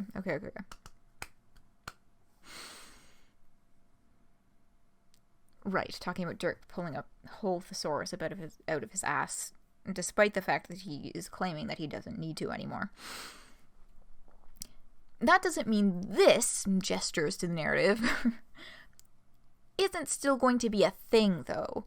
Sometimes retreating back into the warm, welcoming folds of traditional prose is just going to be the best way forward, as someone whose mind is uniquely capable of understanding this conceit, I'll be the determining factor as to when and where it happens. I think that's more than reasonable, and yes, I am capable of being reasonable.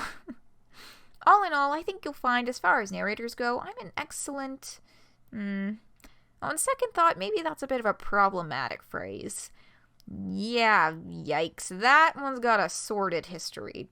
Best we steer clear of it.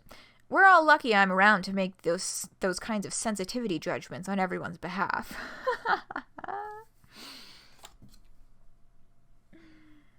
Our second run. Oh yes, the second Homestuck reread streams are coming up soon. As soon as we finish Dream Daddy, Homestuck the first is coming right in to keep things moving. Speaking of which, I think it's time I start undoing some of the more egregious mistakes the story has been subjected to over the years. Yes, I'm talking about that guy. The other orange one. Remember him? Vriska got stalked by him for a bit, and it was uncomfortable for everyone concerned. Anyway, the point is that he fucked up big time, and I'm here to clean up the horse shit. It's time to get this story back on the rails, back to what it was supposed to be. I know it, and you've somehow always known it too. There was something else, some other route that Homestuck was meant to take but then didn't. A way that wouldn't have spent so much time dicking around with stuff nobody cares about. Like, seriously, why did we all have to sit through talking about everyone's most intimate and private feelings for 200,000 fucking words? That would never have happened in Act 1. Where did it all go wrong? This paragraph is, like, such a trip from beginning to end, because he starts off with, like, immediately being like, fuck Andrew Hussey specifically, and then jumps into this whole diatribe that is such a brilliant parody of the unfortunately very real sect of the fandom that actually fucking thinks like this. Oh my god. If there's anything you like about Cancri, it's gotta be his sweater and the fact that his leggings go too high. Yes, Cancre's outfit is pretty bomb. I think it's a very nice sweater. With the text changes? Oh yes. Well, let's read up to said point. I've had some time to think about these kinds of problems and to come up with a solution, and I'm prepared to do what he couldn't in order to save Paradox Space from the destruction brought upon it. I'll do what it takes, and don't think I won't. The author is dead. Long live the author. Look, I know what you're all really craving. I've been studying Canon, or rather what's left of it, and I think I found it. The critical moment in the wake of which everything started to take a nosedive into the protracted, endless slog of sheer insufferability we got saddled with near the end. This was the single most crucial error in the process that led to the present situation. The day when the story was wrested screaming from the arms of its readers like a bawling infant and carried helplessly away, from then on to be raised according to the whims of a masochistic menace with no thought for you, the common fan. So now, I propose we turn the clock back to a better era, and take back what was rightfully ours. No longer will the way forward be subject to tyrannical rule. No more shall the will of the masses be cajoled and browbeaten by the impervious huss-nasty diktat. Never again will we have to endure the terrible beating of wings as the great moth of titillation arrests the humors of an enormous, terrible old beggar, whose vulturous, leathery vice grip holds us close and whispers, "I know best," in the dead of night. It's time. My name is Dirk Strider. What will I do? I've been studying Canon, same. Yeah. Oh my god. Rereading Act 5, Act 2 with the publishing of the new books is making me realize, like, Act 5, Act 2, I'm pretty sure is my favorite act in Homestuck. Like, specifically Act 5, Act 2, not Act 5 as a whole. Specifically Act 2. Because, like, I started reading it, and, like, the first couple Pestrologues, I was just there. It was, like, every few Pestrologues, I was like, oh my god, I love this one, this is one of my favorites. Oh my god, I love this one, this is one of my favorites. Just, like, over and over again. So, like, I'm really enjoying Act 5, Act 2. rereading it. But yeah, so this was actually a literal real command box at one point. Submit commands in the box above, yes, and then, okay, that's enough, yes. The command box closed like 40 minutes, I think, after it went up, like 40 minutes, and they were like, oh, fuck, this is too much, and they closed it, which is, like, very valid. But also, this is where the comic ended at that point. All the rest of the pages were posted at a separate time. Yeah, like 12:40. So this, yeah, I didn't get to submit anything, RIP, but yeah, if there's anyone who's watching right now who did submit a command, I'd be interested to know what you submitted. Oh, that's right, Aleph, you told me you said shit on the desk. Not gonna lie, that was kind of my first thought, too, was to be like, you know, to tell him to make an animal noise and shit on his desk. You said go home? Oh my god. So continue, we get Dirk, commune, and here's all this technological imagery communing with us over the internet. That is a very intense, concentrated face. Suggestify, and there is the box as it originally existed. Well, in GIF form, anyway.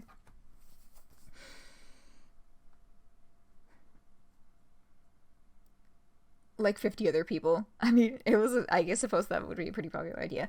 That is really cool. The art, well, okay.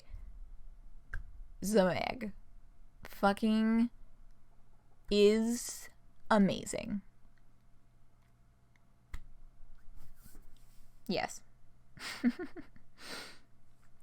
Would you look like at all times?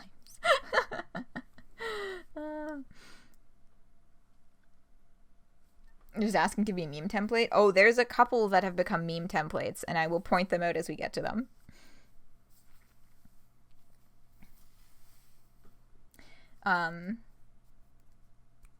But oh, manuscripts don't burn. Thank you so much for the subscription. Yay!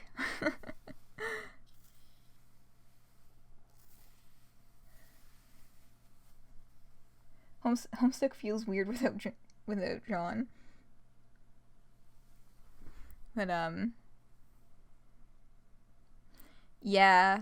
Well, I too miss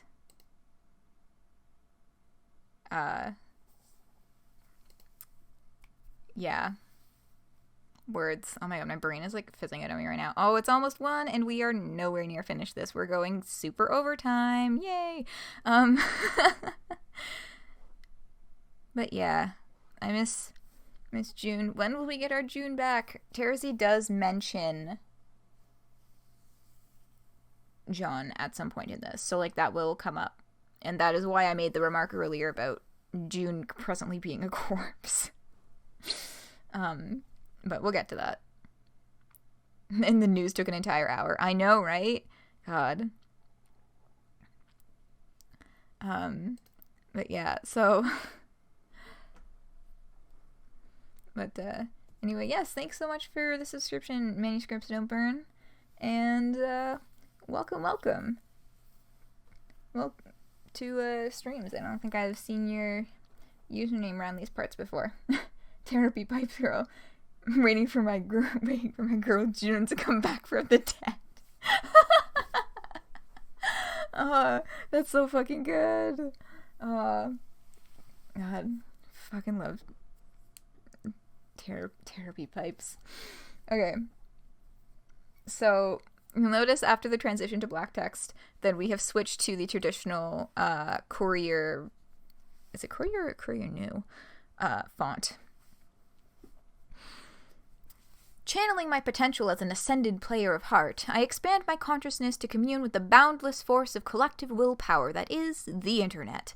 My mind floods with its divine potency, a million formless cries coalescing into a sequence of discrete formal instructions.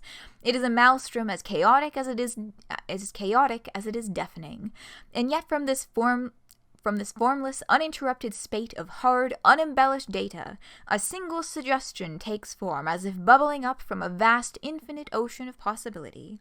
It is a whispered prayer to a compassionate God whose ear attends faithfully the will of his believers. Okay, let's see what you chucklefucks came up with.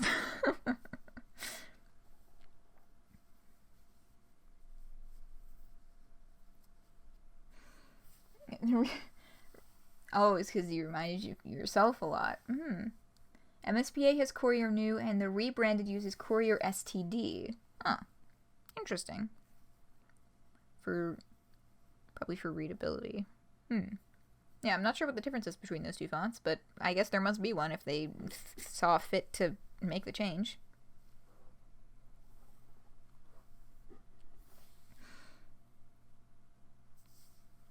Different font tech. Yeah. Oh, that's true. If they were changing the code of the website, that could have had some technological implications.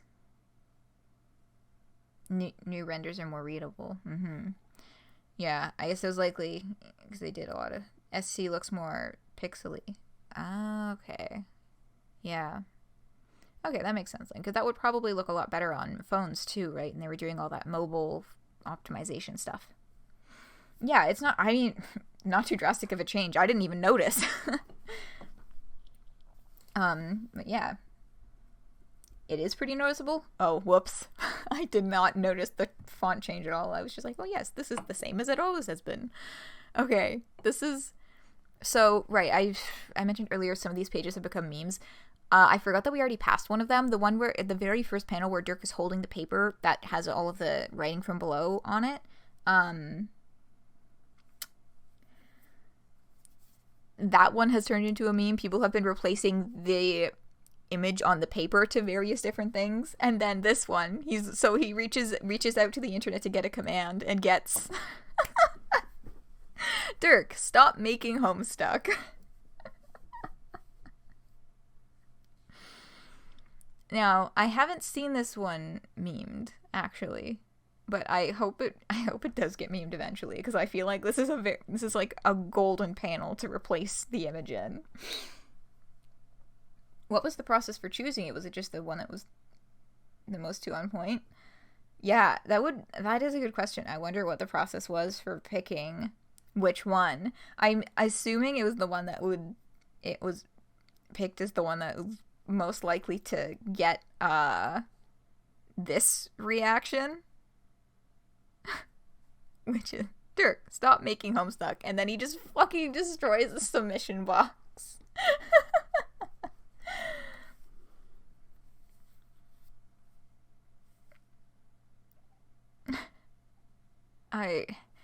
You know what? You've convinced me. There's no way I'm fucking with this shit.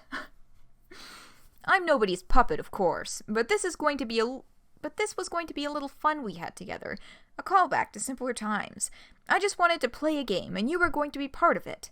That submission box was my olive branch, dipped tentatively and at arm's length into the trash furnace of creative potential known as online. But I should have known better. People think you can run a story like this? This may be just about the stupidest idea anyone has ever come up with. I'll just have to make up the commands myself from here on out. Seemed to work okay for the other guy. So all that big long paragraphs rant about, oh, this wouldn't have happened in Act 1, and you know, giving the creative story back. Oh, this tyrant who took away the suggestion box and took over the story with his horrible whims, and now he's doing the exact same fucking shit. God. Your favorite part is that it implies Dirk created Homestuck.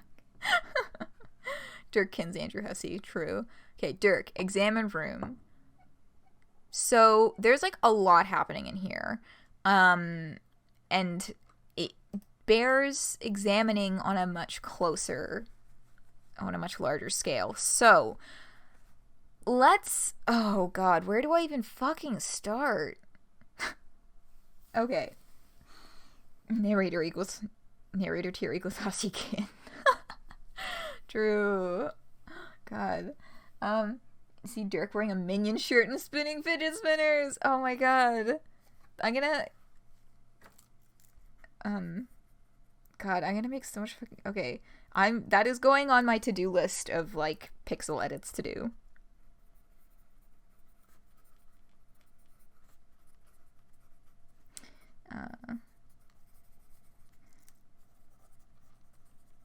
Okay. Real artifact of power. Okay, so there is so much happening. So let's go from left to right. That seems like the easiest way to continue forward. So,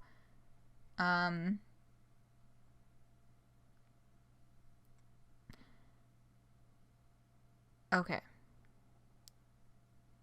Is that Chungus?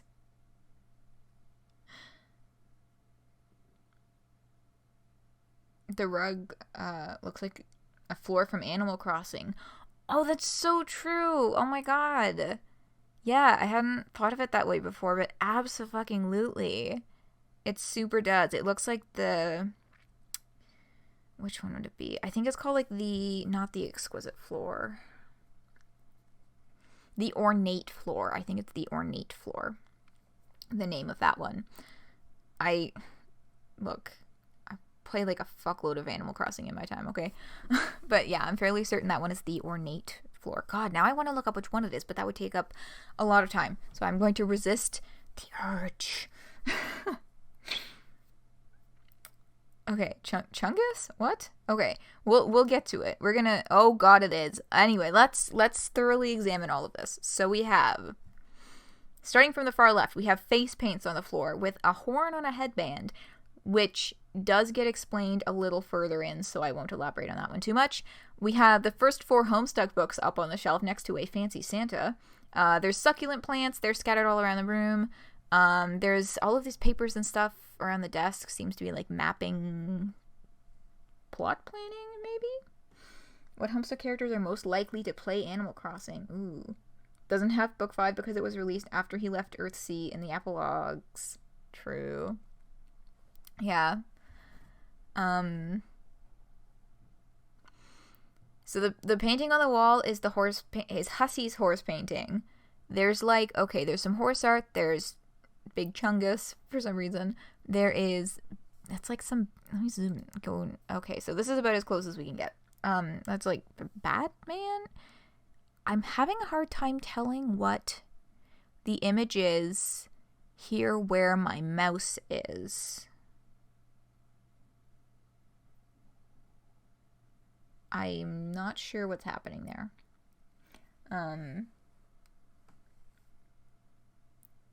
Like Buff Bunny. You wish it was Big Chungus? Oh, that's true. Big Chungus is different. God, I'm fucking... Yeah. You hate Dirk and his furry ass tendencies. Yeah, he's got fucking, This is a horse. Okay, so there's his katanas on the stand, right? Okay, so along this back wall here, we'll start at the back wall and then move down. Along this back wall, we have the banners from...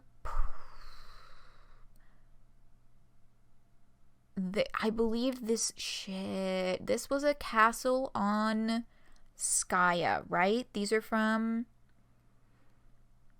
the John walk around where he's finding Rose, Grimdark Rose, after their parents passed away, and he's going through this castle and he sees the banners. Yeah, the Grimdark Rose game. Thank you for corroborating that, because I was like, am I remembering this correctly, or was this from a different scene? But no, that's where that's from. Oh, it's the Sweet Bro and Hella Jeff comic where Jeff sucks the dog's dick. Well.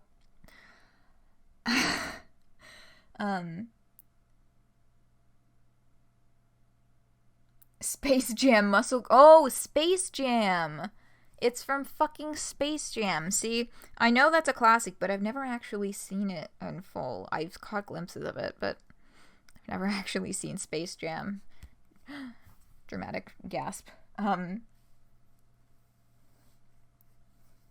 Which? Oh, that comic is not safe for work.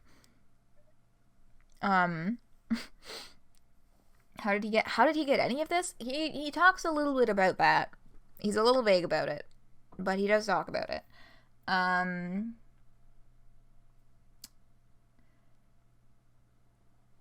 Yeah, so that's where these are from. Then yes, we have the Beta Kids 4 entry items on pedestals.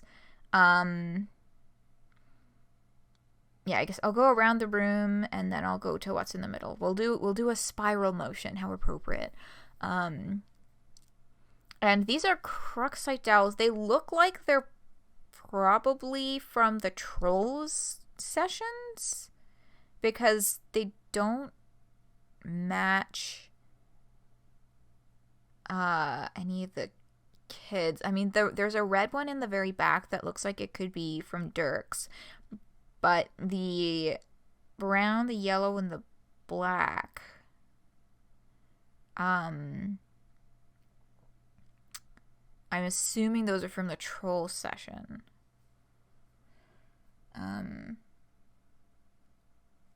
Oh yes, that is indeed the cursed comic with the dog dick.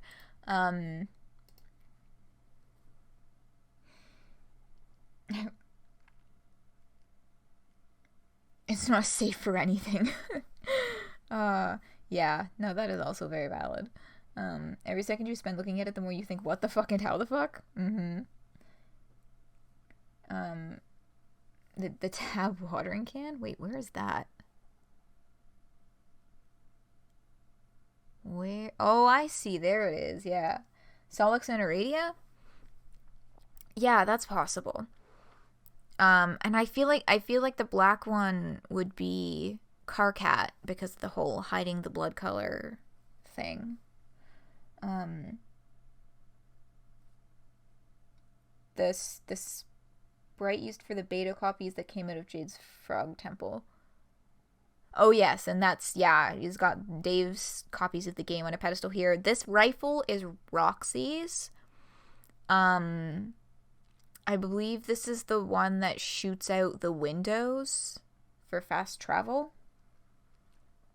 How did John bite it without his teeth shattering? I mean, technically, I don't think we technically see him bite the apple, like, directly. So it could just be a cop-out. I don't know. But I guess, well, no, that's true. All of the items have to be broken in order for them to enter the game. So I guess he must have bitten it. Well, I guess in order for them to be breakable, like, they need to be in some capacity soft enough to break. Or brittle enough to break at the same time, right?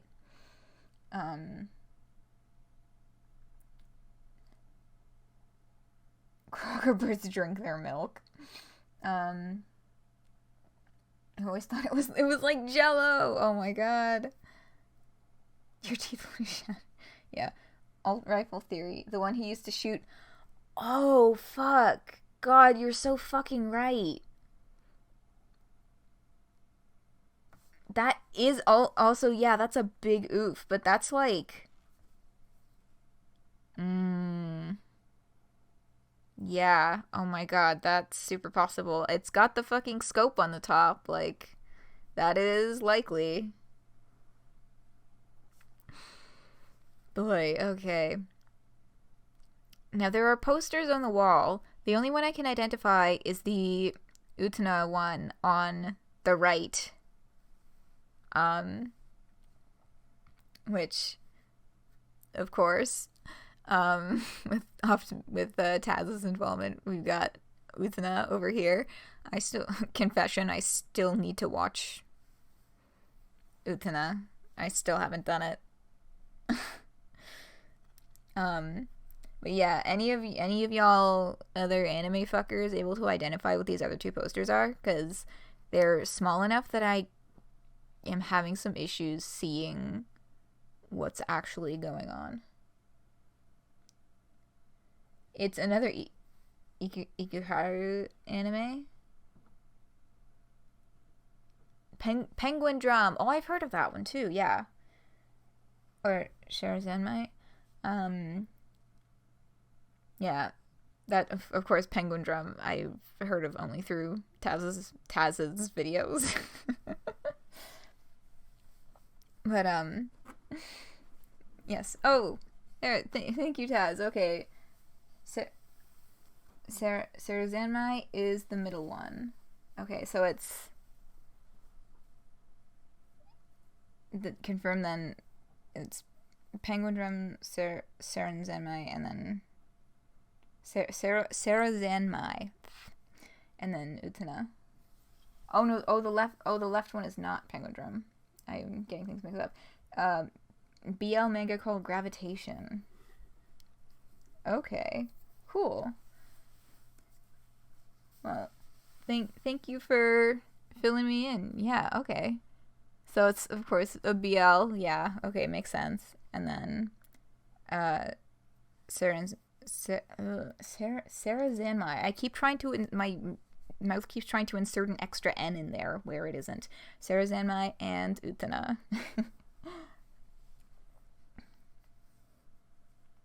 Not to be... Wait. The bra. Not to be confused with zebra. Ouch. There's a homosexual wing of the artifact room. Oh yeah, because the fucking Utena poster is... The corner of it is pasted over with a giant Pride Flag Skyanet poster.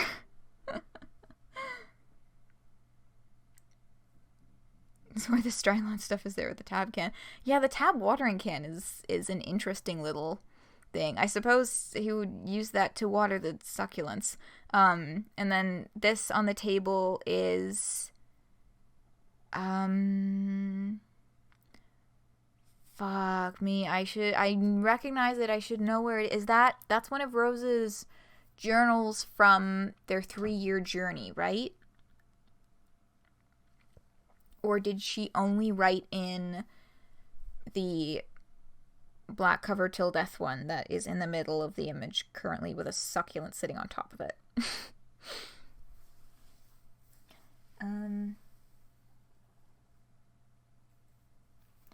Yeah, that's why this black and brown stripes started focusing. Yeah. No, that's you're so fucking valid, Bridge. With like, yeah, that's the specifically the POC like pride flag. Unrelated, but here's a reminder to drink some water. Oh, thanks, Sneak Cat. That's actually a good idea. We're running 15 minutes overtime at this point, and I haven't had water in a while.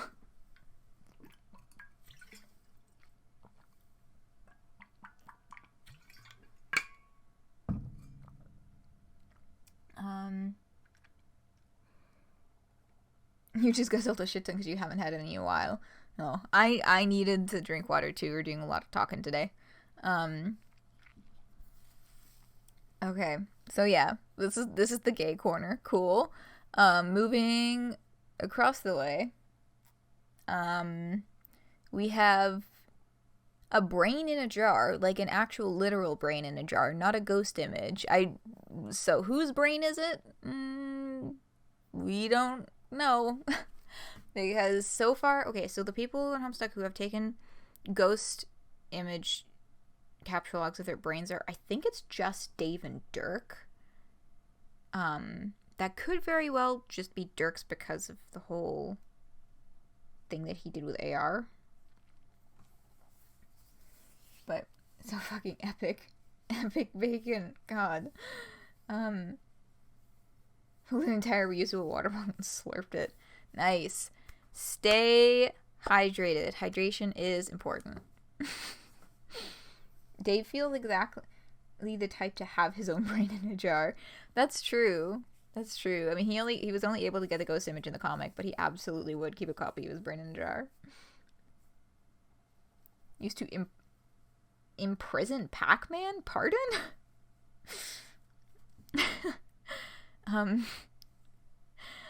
Okay,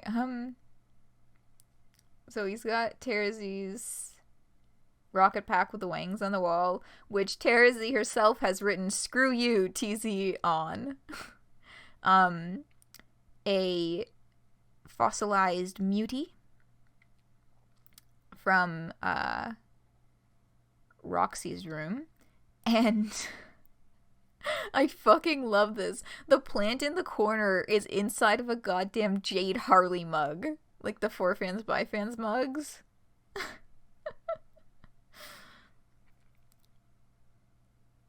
Wait, Pac-Man tea? Oh my god, link that shit. What the fuck?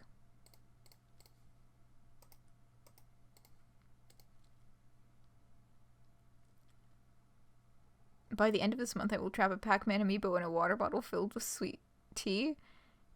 You... Oh. Oh.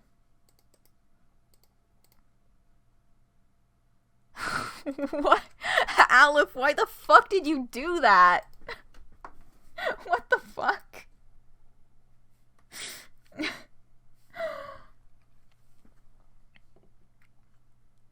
Okay, Okay, I'm gonna resume watching that video after stream, because there's another good, like, 30 seconds of it left, and we're spending a long time looking at this one panel when there's so much text to read. Worth it, but still. Gotta keep this train moving along. You would keep your own in a jar and then have an extra brain in case you wanted to erase all your memories, since neurons can't be transferred between brains. An interesting theory. Oh, you needed to? You hate that?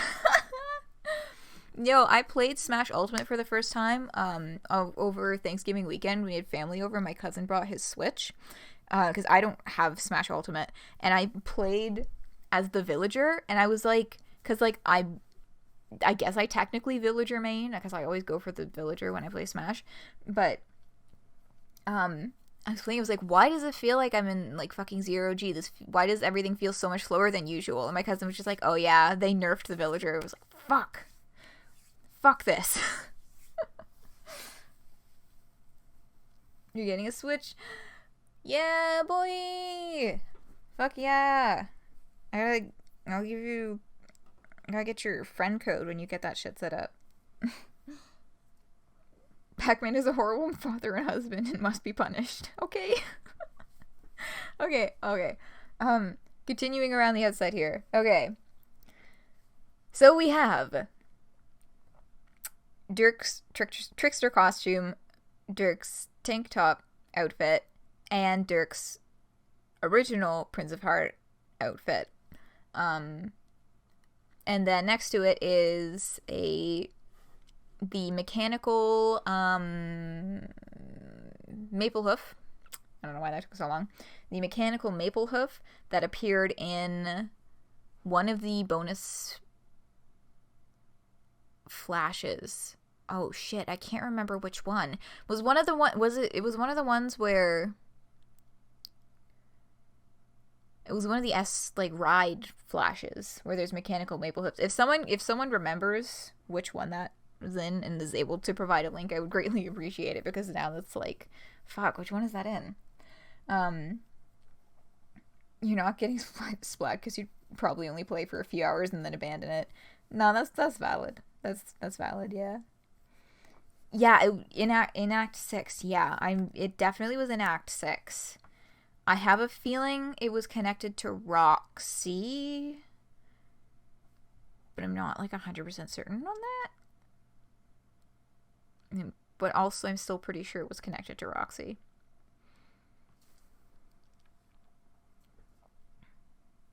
He canonically neglects his family to eat pellets. This isn't a joke, it's literally the plot of Pac-Man 2: The New Adventures. What the fuck? Okay, learning new things every day. But yeah, Act 6, somewhere in Act 6 for sure. This floor fan I think is not really anything from the comic. I don't recognize it. If somebody else does, please enlighten me. And then we have his workbench, in which he is working on creating a mechanical cow. Yikes. There's the turntable equipment, and this bed sheet that I believe is from Dave's room or Dave's apartment. I guess it could just as well have been from Dirk's own apartment, since they were basically the same apartment. And then the most cursed thing in this whole fucking image, well, no, okay, aside from the Sweet Bro and Helodrift dog dick picture, second most cursed thing in this image is the fucking Bro Strider body pillow.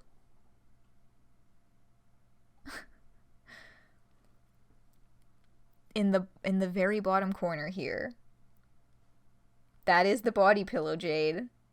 There are a lot of contenders for the most cursed thing in this image, and I'm gonna say it's the dog dick, but the second most cursed is the body pillow. I mean, like, they're almost on par with each other, you know what I mean? Oh, the one with... Oh, whoops. Sorry, let me just...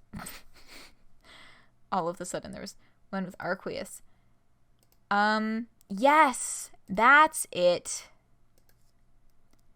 S-Ride with Arqueus. It had fucking nothing to do with Roxy. See, I had a feeling that was incorrect. I had a feeling that I was incorrect on that one, and I was. So, thank you for providing the links. Bridge and manuscripts. I will include that in the link list, which is fucking ridiculously long. Oh my god, the links underneath this YouTube video are gonna be wild. Okay. You take the risk, go fuck yourself very seriously. Oh god. Dirk is truly on a higher level of consciousness. If Ascended Dirk holds all the splinters of himself, it makes 100% sense that he would own a body pillow of himself. I suppose that is true. Okay, we're almost finished with this room. We just have the stuff that's in the center here.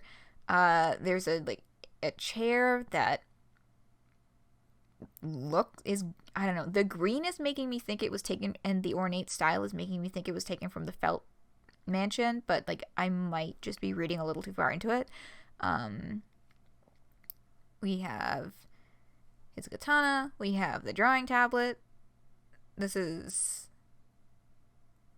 It's discussed later that this is not Caliborn's drawing tablet, but that's the first place where my brain went to, was that this is Caliborn's drawing tablet. Detective Pony is here on the floor. A copy of Detective Pony. A copy of Complacency of the Learned. And last but not least, the Till Death manual. Or, this is likely the copy that Calliope had with all of the writing in it and stuff. You're gonna have to check out. That's pretty valid. I probably should not continue doing this right now. I have to get up early for something tomorrow, but you know what? We're just gonna fucking do it. We're gonna fucking go for it.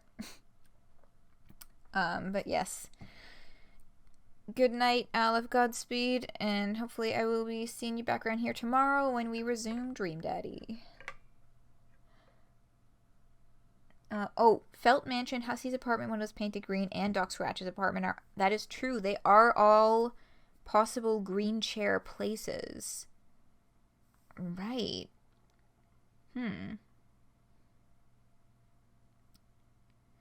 Actually, Doc Scratch's apartment is a more likely contender, I think, because there wasn't too much furniture like that in Felt Mansion. But Doc Scratch's apartment definitely had, like, ornate chairs and shit like that.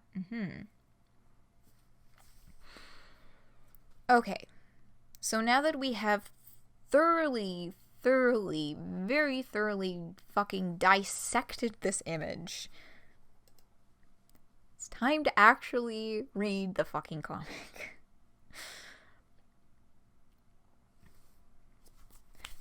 See? That wasn't difficult. Seriously, what's wrong with you people?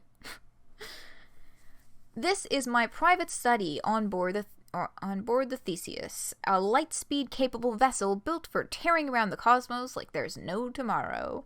This is where I keep all of my prized artifacts, canonical keepsakes, and other assorted objects of historical and/or artistic pertinence.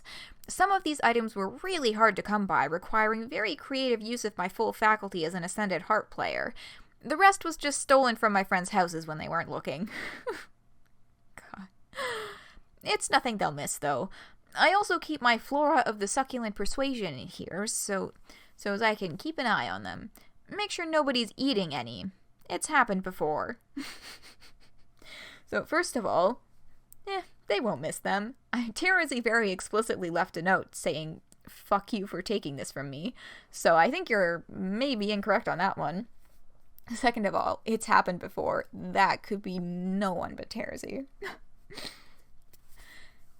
This is where I come when I want to sit and think about important plot details, which is pretty much any time I'm not training or laying down mad enfilades? God fucking damn it, Dirk. Just quietly Googles the definition of enfilades. A volley of gunfire directed along a line from end to end, or a suite of rooms with doors in line with each other. So I'm gonna guess the gunfire metaphor is the one that's being reached at here. This is where I come when I want to sit and think about important plot details, which is pretty much any time I'm not training or laying down mad enfilades of philosophical shit with Rose. It's important to have things around to remind me of where we came from. History, despite its wrenching pain, cannot be unlived, but if faced with courage, need not be lived again. Maya Angelou. So I'm gonna dare to say that this is not a Maya Angelou quote, and now I'm gonna Google who the fuck actually said that. Oh, what? It actually is a Maya Angelou quote. Holy shit. That is a correctly attributed quote. A correctly attributed quote in Homestuck? We truly are venturing outside the realm of canon.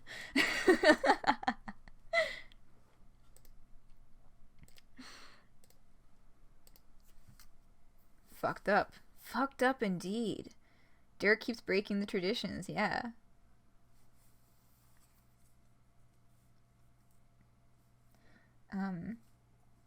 I know, like, holy shit, an actual properly attributed quote. Damn. The ship itself is being borrowed in perpetuity and has served as our home for the past 3 years. It wasn't originally called Theseus, or anything else for that matter. The prior owner didn't think that kind of thing was worth the effort, but I know better. Whoops, that's my cell phone battery telling me that it's about to bite the dust. I'm gonna plug that in. Yeah, borrowed in perpetuity. You fucking stole it. Shut the fuck up. Speaking of names, I've been workshopping potential designations for the new planet, which we're apparently going to crack this ship against like a bottle of champagne on the prow of a virgin steamer. I still need to talk it over with Rose, though. More alcohol references that I don't quite get. But I do know that champagne corks supposedly fly off the fucking hook when you remove them. So I know just enough to understand what this is trying to say. Dirk, contemplate equine iconography. So this is the horse painting, the hussy horse painting. Beautiful, isn't it? A piece of this quality deserves nothing less than the pride of place in my private collection. Am I being sincere about that? Who the fuck can even say? A parting gift from an old flame, it was given to one of my splinters in a distant timeline before ending up in my possession via lots of complicated shit I don't want to get into.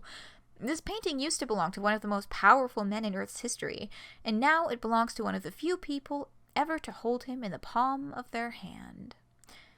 It came with a note, which has since been misplaced, but I know the words by heart. Dear Dirk, in memory of our precious time together, when you look at it, think of me, and be reminded that while we breathe, we hope. Barack Obama. I love this so fucking much. It's from the alternate timeline where Barack Obama supposedly dated... God, fuck.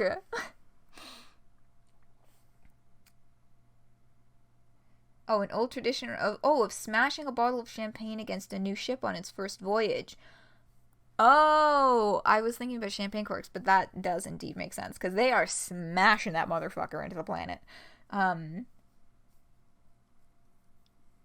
uncertain whether Dirk really slept with Obama. I mean, like, whether they slept together, we don't know, but there was definitely a relationship there in some distant alternate timeline. Fuck. You zoned out and you came back in when you heard Barack Obama. I mean, in the context of Homestuck, it certainly is an attention grabber to suddenly be talking about Barack Obama. Oh, God. Paint, paper, get to work. Nah, this is face paint, not for painting pictures. Unless those pictures happen to be on a face, I guess. This set of paints and the charred remains of my horned headband are the only surviving relics of the first and last worldwide interspecies role-playing session we ever attempted on Earthsea. This is so fucking brilliant. This fucking kills me and I love it so much. And it's so perfectly Callie.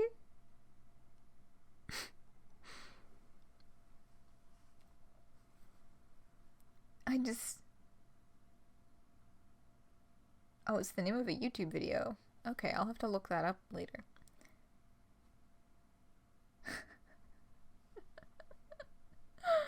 Dave, yeah, okay, so there's Jade's Trollsona we've seen in Homestuck proper. Callie's we've seen, but we haven't seen the contacts. The contacts are new. Rose's, oh my god, wait, I don't know why, I was just like, oh yes, of course that's Rose's Trollsona, but it just clicked. This is literally Kanaya's vision of Troll Rose. Oh my god, that's so gay and wonderful.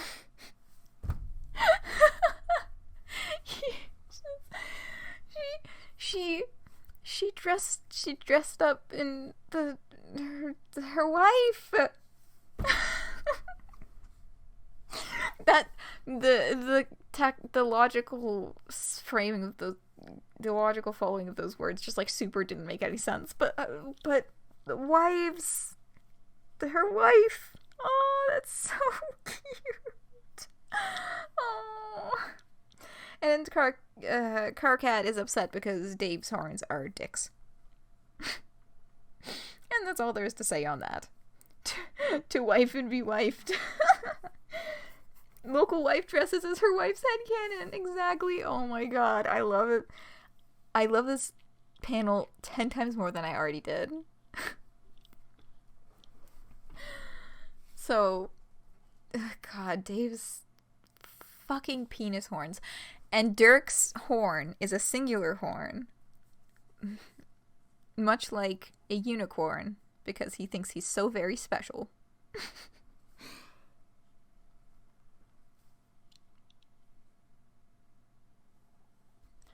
Okay. You can also apply it to Steven Universe? Oh my god, that's true, you can! Because rose quartz, pink diamond changed into, the form of rose quartz was originally imagined by Pearl in, a projected vision of how pink diamond could camouflage. Fuck.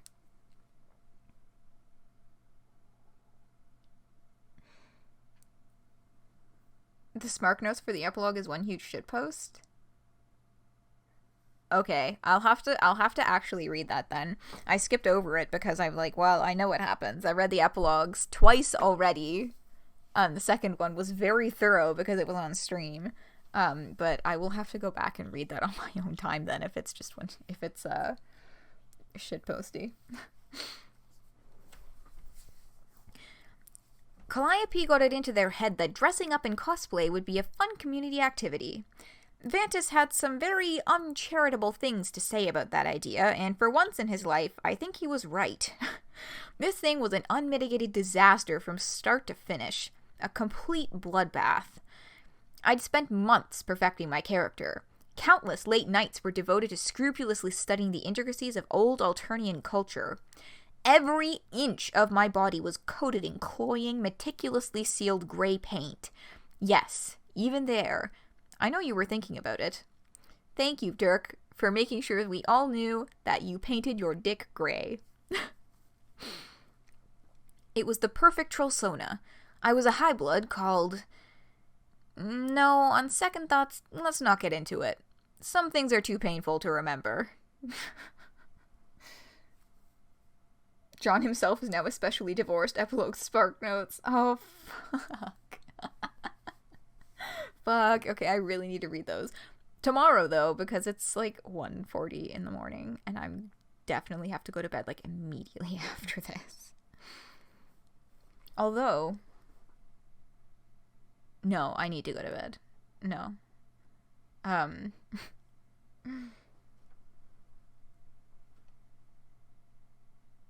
Oh, epically. Oh my god, I glanced at that and, like, the words got flipped in my brain. Epically divorced. Yes, John Epic Divorceman Egbert. It's technically tomorrow. That's true. First of all, weeb. Second of all, thematically relevant. True. God, what a fucking nerd. Inspect delicious houseplants. Delicious? That's a weird word to put in a command. Let us see where this leads. 3 years is no small amount of time. While I spent a lot of it in pursuit of a greater understanding of combat and philosophy, that doesn't mean there wasn't room for life and love in the equation, too. Plants are basically the ideal friends. They don't constantly question your decisions or try and undermine your authority or suggest that perhaps you should try talking about your feelings every once in a while. Plants lie down in the dirt and take it, metaphorically speaking. God, he's so fucking emotionally constipated.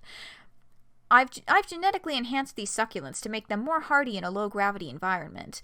They all got drastically discolored as a side effect, but frankly, they look better like this. The downside is that I'm not the only person who's taken a liking to them. And speaking of which, delicious houseplants? Oh, god damn it. My sweet. Oh my god, Terzi.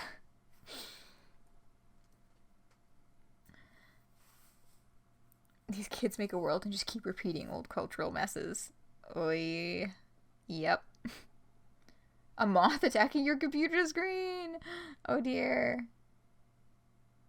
Falls in your drink. Oh no, I really hope it doesn't.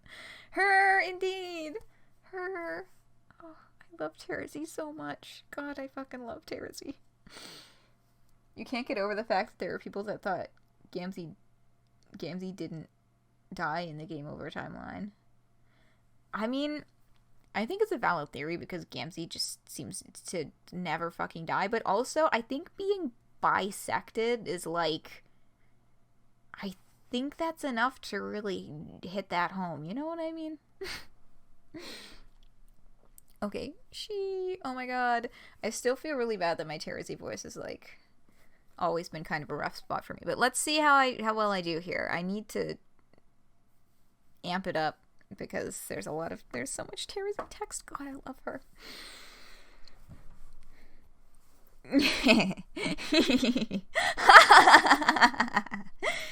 You should have seen your face. It was as plain and featureless as ever, just like the cloying tang of your overbearing orangeade prose. How does it feel to be dancing to someone else's tune for a change, you poofy-panted pomegranate princeling? I love her so much. Darth Maul disagrees. Oh shit, we're getting Star Wars lore up in here. I do not know enough about Star Wars to understand that reference. Terzi, I fucking love you. I know. God, she's so... Shit, I feel like something in my fucking eye. 1 second. Okay. It still kind of feels like there's something in my eye, but I'm just gonna deal with it.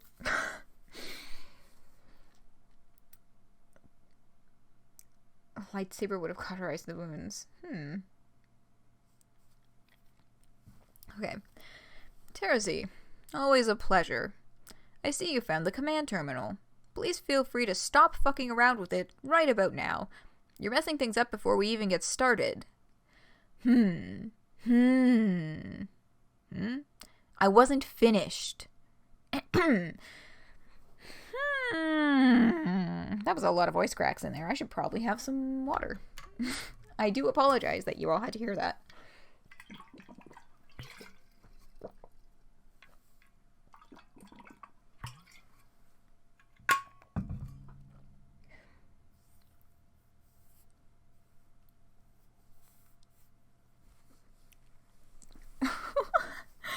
There was a steel-rolled oatmeal-level bland character.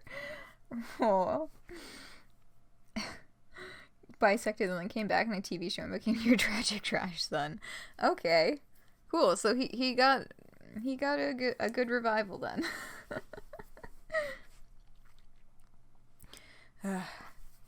I've considered your generous offer very carefully, but I'm afraid I'll have to decline. Put yourself in my shoes, Dirk. Except don't actually do that, because I don't want to sully these delicious red slippers with your sudoriferous ninja feet. I fucking love Terzi. It seems to me like letting me boss you around for a few minutes is the least you could do to make up for what probably amounts to the most boring intergalactic voyage in the history of space travel. And considering that one of my 2 prior experiences involved scouring the fractured, disintegrating corpse of Paradox Space for what felt like an eternity, it's not like there was much of a bar to clear. There's only so many times a girl can sniff her way through the in-flight selection of East Earth animation before she gets sick of the smell.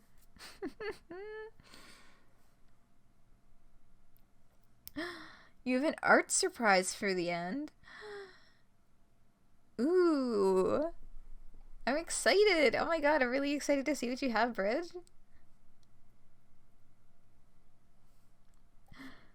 I'm sorry to hear that, although in fairness, you came along of your own volition. It's not my fault the journey didn't live up to your expectations. That's a lie so filthy that just smelling it makes me want to go throw up in the nearest toilet. I had very little say in the matter. We both know that you manipulated me into it with your princely wiles. Yes, Terzi, call him on his shit. Princely wiles? Are you flirting with me? Is this a Caligulus thing you're going for here? Ew, no! I'm flattered, but I don't really go for aliens. Or girls. Or alien girls, for that matter. 2 yucks don't make a young. Oh my god.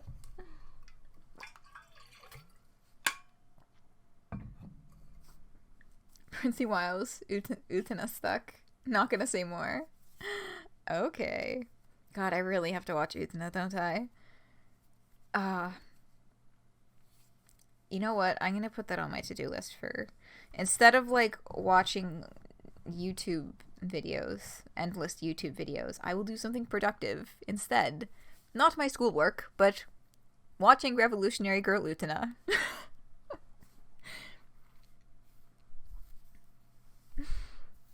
Oh yes, I have heard that it is very, very good. And I have been spoilered on it because I keep watching Taz's videos about Homestuck and Utena and like Steven Universe and Utena, even though I've never seen Utena. So I know things, but I still am a little confused about how it actually goes. So I don't think I've been spoiled enough for it to ruin the first time experience of watching it.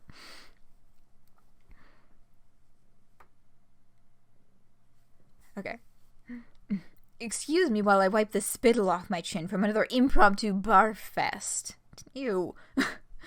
I'm talking about your Genesis frog-sized inability to shut up, which seems to have somehow reached a mass so critical it's opened up a wormhole in the fabric of reality itself. You've started doing that thing again, and it's completely insufferable. I rip him apart. Fucking Genesis frog-sized inability to shut up reached a mass so critical it's opened up a wormhole in the fabric of reality itself. Oh my god, I love her so much. Oh, right, I forgot I didn't actually read what Dirk said. Oh, sorry. I forgot how easy it is for you to pick up on it. Imagine that oh my god, this analogy. God, there's so much fucking gold in this conversation. I love Darzy. I mean, like, okay, just as an addendum, I was gonna wait till the end to say this, but I figured I might as well now. I know that I'm like praising the characters for this dialogue, but like, I just want to give a very specific shout out to like the actual writing team who actually wrote the words, because this is absolutely fucking golden. So like, whoever wrote this fucking Terracy dialogue, thank you so fucking much.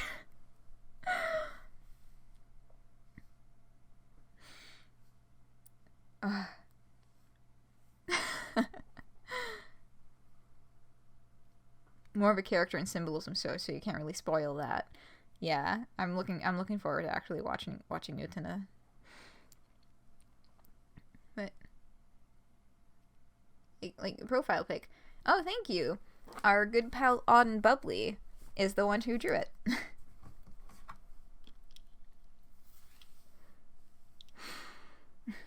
Okay, so this is fucking golden analogy.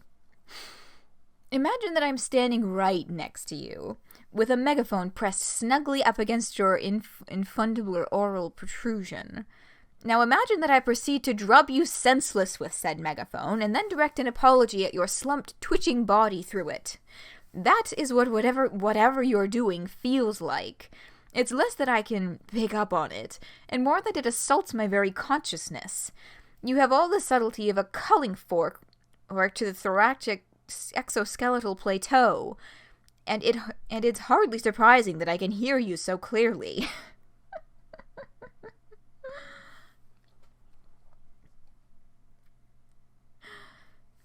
How do you mean? I just assumed it's because you're a seer. It seemed appropriate somehow that you'd be able to sense these kinds of things. Well, that's pretty obviously wrong shit for specs. If it was because I'm a seer, then how come Rose doesn't know about it too? I mean, maybe she does? But if so, she's somehow putting on the best act I've ever seen. No, I'm pretty sure it's because of our aspects. What, heart and mind? Class-spect theory. Yes. Mind and heart, yes. The two of us are opposites, right? And when it comes to the aspects, opposing pairs effectively define each other on a fundamental level. Mind and heart, time and space, they're all two sides of the same coin. Or, I guess, 12 sides of the same 6 coins? It sounds complicated. Oh, fuck off, I know you're playing dumb to antagonize me. Well, I am an antagonist now. Well, I'm an antagonist now. That's what I do. Oh my god, get over yourself, I am begging you. What are you even doing right now?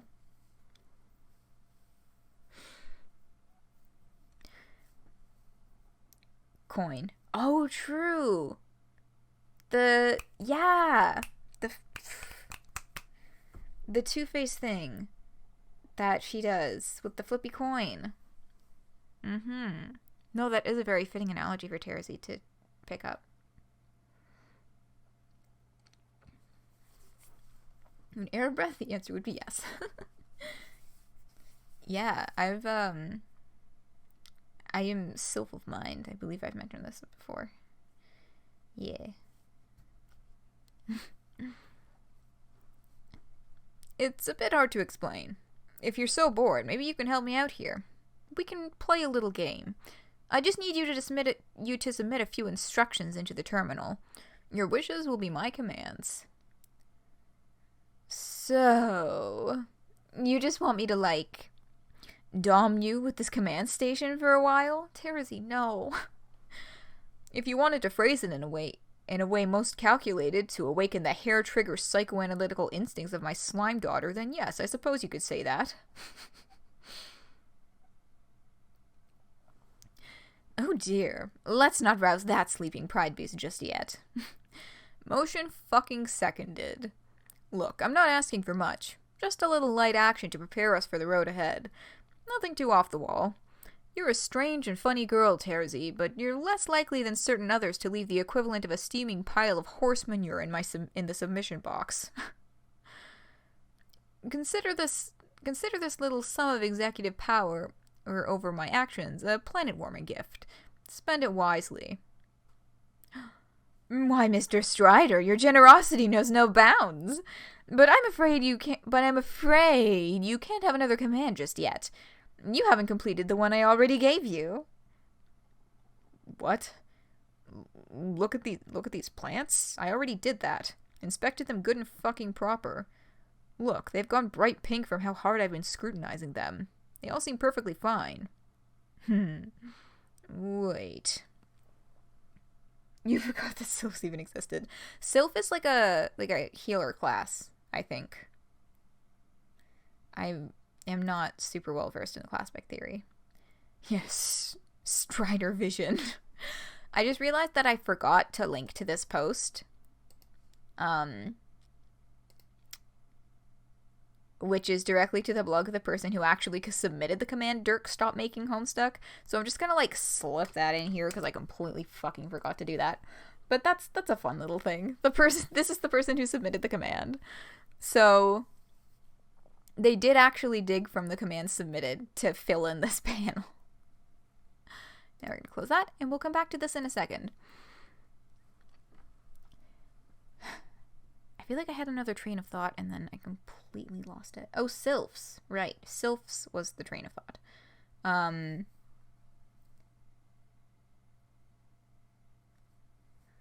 Yeah. Sylphs are like a healer class.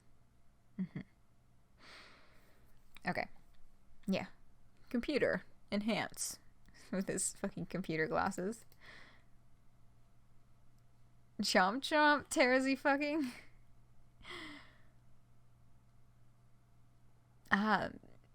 So up in this corner here it says magnification 4 times. Or magnification times 4. Motherfucker. Okay, now we can move on now. I'm not sure I can move on. Some betrayals are just too painful. We've both gotten over worse. Yeah, fair enough. What's that little table next to you? Oh yeah, I forgot to point out very specifically that there's a kotatsu in the middle of the table. And then there's a new book on the top of this pile that wasn't there before. It's a My Little Pony's Little Golden book. You can tell because of the spine here.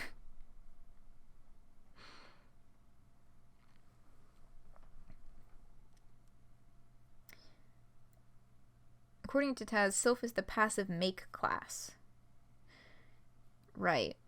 So healing breath would be more healing like the symbolism associated with breath rather than like literal breath in the way that like John as the heir of breath uses breath. That was the word breath too many times. That's not really a command, but okay. This is my kotatsu, a Japanese-style low table. A small heater is hidden under the repurposed blanket and can be used to keep warm in the colder months. Oh, this is... Oh my god, I totally forgot to do this when we were talking about the room. This is the bedsheet from Jake's bedroom. In the freezing depths of interstellar space, however, this is basically all the time, so the heater is always on. I like to sit here when I'm drawing or reading. It's pretty cozy. On top is a drawing tablet, and over there is my katana. It's said that the pen is mightier than the sword, but I like to think they're both situationally dependent weaponry. Sheesh, okay, I didn't ask for your entire sordid history with this adorable little piece of furniture. Or your dumb philosophical musings. Hey, I think that's my tablet. Don't look at me. That thing could be anybody's. Liberate Lalondian Library. That one was a bit alliterative, but I think you're getting the hang of it. You want me to pick up this book, right? Does Rose know you've been using one of her novels to prop up that disgustingly tacky chair? I'm still not an expert on Earth family etiquette, but that doesn't seem all that polite to me. Well, no, but have you read it? Yes, or at least I tried to. She gave me a copy She gave me a copy too once she finished working on it last sweep. As far as books go, it's very dense. The way you read it is making concepts and freedom.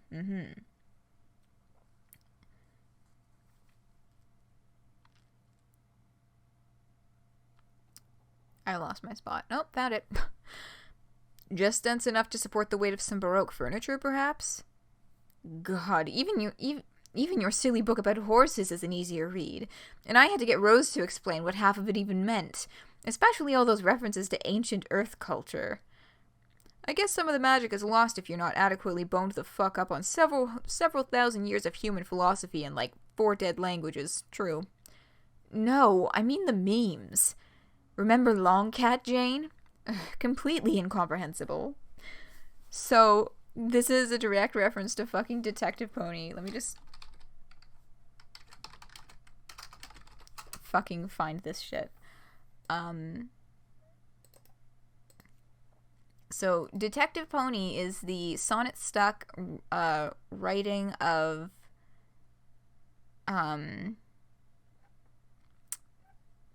the full Detective Pony Pals rewrite that Dirk wrote for Jane for her 14th birthday. The whole fun of Claspect is the vague horoscope-like nature of the symbolism. But yes, Detective fucking Pony. I love that they gave that a direct nod. That's so perfect.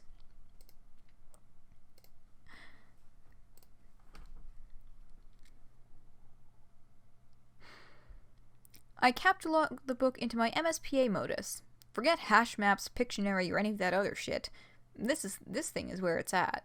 So I'm kind of interested as to how that modus actually, like, functionally works. Because he just says, fuck all the other ones, but then he doesn't really explain how MSPA modus would actually work.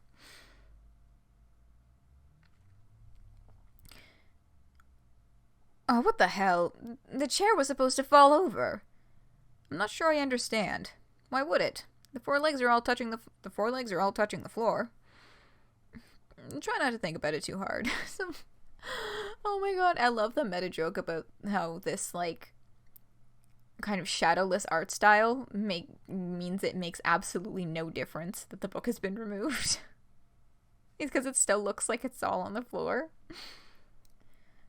Scream like a wiggler and tidy your desk. So this is about the closest that we've got to act like a blank and shit on your desk. Well, if you insist. Ugh, Dirk, you're not making this any fun at all. You were supposed to make a big deal out of not doing this one. Okay, why? Because shut up is why? Ugh, I don't know. Something told me that it would be the most appropriate course of action for you to take based on the instruction. Yeah, because the formatting is usually resistance. So there's like everything, all the like tropes are being turned on their head here.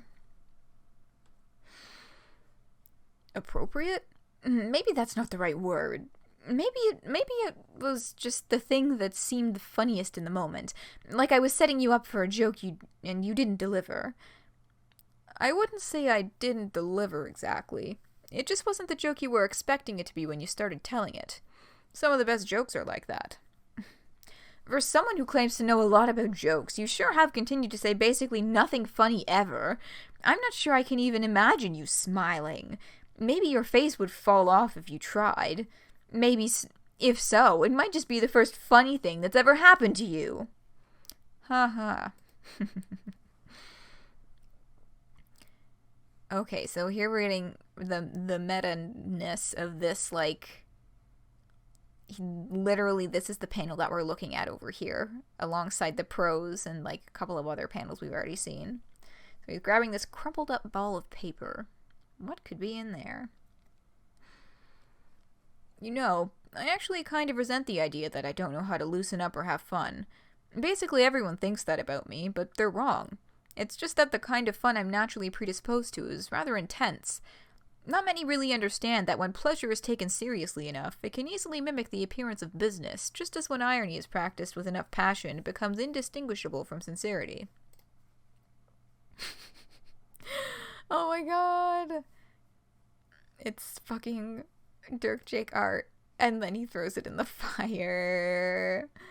Oh dear. Do you want to talk about it? Absolutely the fuck not. So fucking emotionally constipated. Okay. What even is all this stuff just lying around over there anyway? Are you arranging a shitty little art gallery on the floor? Not quite. It's something a bit more important than that. We've made some good progress by now, so here, let me show you something. So he picks up a panel. And this is the panel that is made up of fucking Arby's sauce in this official Arby's Instagram post. They did something with something oh, that's right. It was on the Arby's official Twitter account for 4/13 like last year or maybe the year before. Somewhere in there. Art of, I think it was like the first panel, or maybe it was just John's head out of like a ketchup packet. So here we have Dirk holding a sign that says "It's in Canon."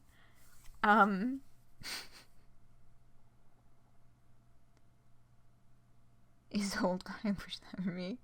That's a mood. Dirk digress, but also no.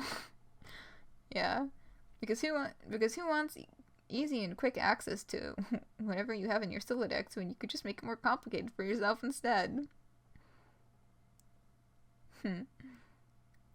Yeah, like, I don't know. This is the second time that Arby's has done something like this, and I'm like, who the fuck? Who the fuck works for Arby's? God damn it.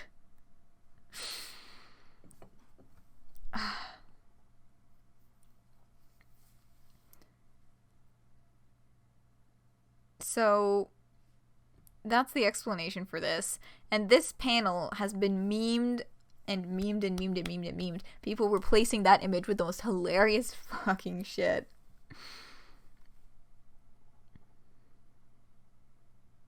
Smell this, Terezi? This is a panel. Okay. Can you tell what it's depicting? Hang on. Need to get closer to the screen. She makes a slurping noise, which I'm gonna draw the line. I'm not gonna do that one.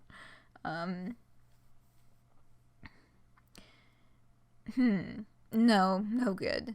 I'm having a hard time making it out over the delectable rug you're standing on. Arby's just dips his toes in every fandom it can? Oh, they've done JoJo shitposts too. Okay. None zero chance that young Arby's social media manager is also an ex-Homestuck. Yeah, the Arby's social media manager could just be like a fandom person having some fun with their job.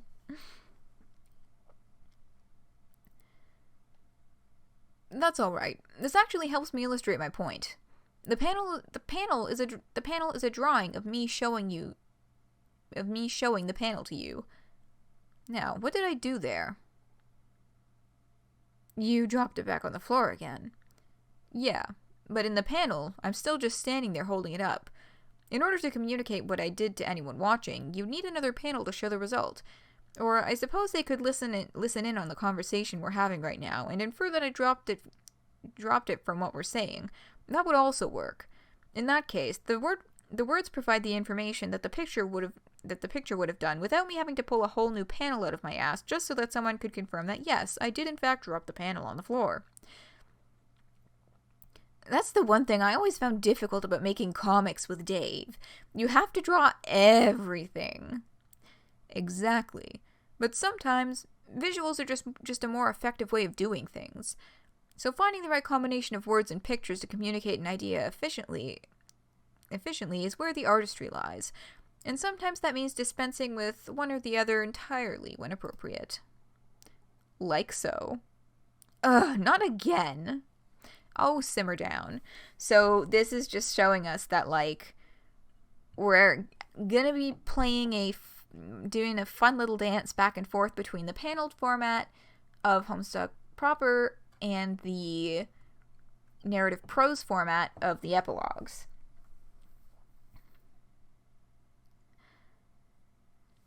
What I'm trying to communicate to Terzi here is that there really doesn't need to be a panel showing anything at all for a given beat of the story.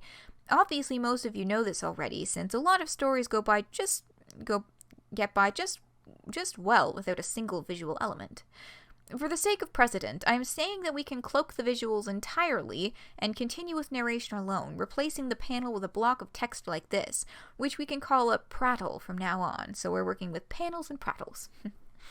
Such a device will be vital going forward, so I dedicated some time at the outset to acclimatizing you to its effects. Its purpose is extremely practical. That was a voice crack. I should have water.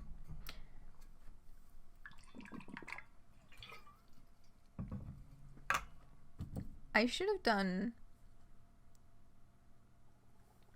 uncomfortable when the font changes suddenly. Oh yeah. Oh, and then you surprised yourself by not being as uncomfortable as you thought you'd be.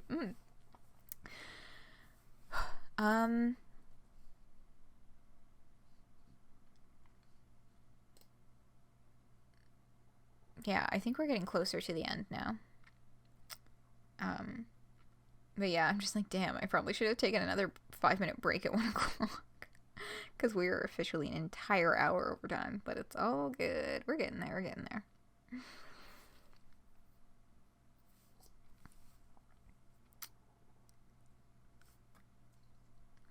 Its purpose is extremely practical. Things have been going a little slowly for a while, but now see how much we are able to accomplish with just a few short statements. Terzi begins feeling a bit impatient with all this metaphysical discussion and decides to turn her energy back towards the most noble of pursuits: pranksterism. She starts sending a constant stream of rapid-fire commands through the terminal, her fingers fluttering over the keys like the wings of 1,000 migratory monarch butterflies. And just as quickly, I spring into action, performing every last one of her instructions to the letter, no matter how brazen, physically strenuous, or narratively questionable. The layout of the entire room is rearranged. Furniture is overturned, books are defaced, and posters desecrated. Objects are picked up, put down, discarded, combined, separated, and ejected from Silodexes in all manner of directions. Terzi's debasements aren't confined merely to fucking around with upholstery. Oh no. Her commands start to take a turn toward the slapstick. Pratfalls, feats of contortion, and increasingly ridiculous facial expressions are called for. She has me undertake the most intense workout routine Paradox Space has ever seen, all while whistling the entire discography of the Swedish pop group ABBA, which she's taken a liking to recently for some godforsaken reason. And which coincidentally was a favorite cultural weapon of Her Imperious Condescension back on Earth, centuries ago. Mamma Mia in particular was repurposed as a sugar-coated propagandist piece, calling for worldwide submission to the Batter Witch's dictatorship. My, how can I resist ya, as the old saying goes.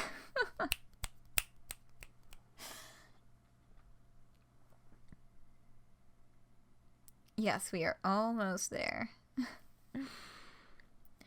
Various arcane and legendary dances are exhumed from the tome of antiquity and performed with anachronistically reckless abandon on every horizontal surface available. The Charleston, the mashed potato, all the numbers from Riverdance in alphabetical order. Then I'm instructed to sit smack in the middle of the carpet and begin slapping myself silly. Just absolutely go all in, holding nothing back.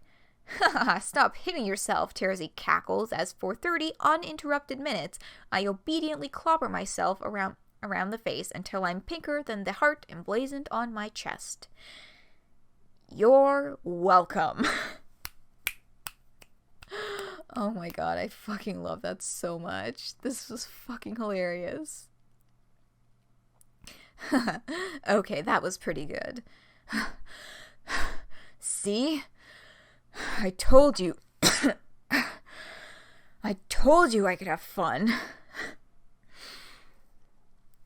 Yeah, you sure showed me, I guess. I'm glad I got to watch it all through this screen, too, since I never would have believed you actually did it all otherwise. even though I still have no fucking clue what it is we're even doing here. Can you just hurry it up so we can finally get off this ship? Come to think of it, maybe I could just end this right now by typing the right command. I'd rather you didn't.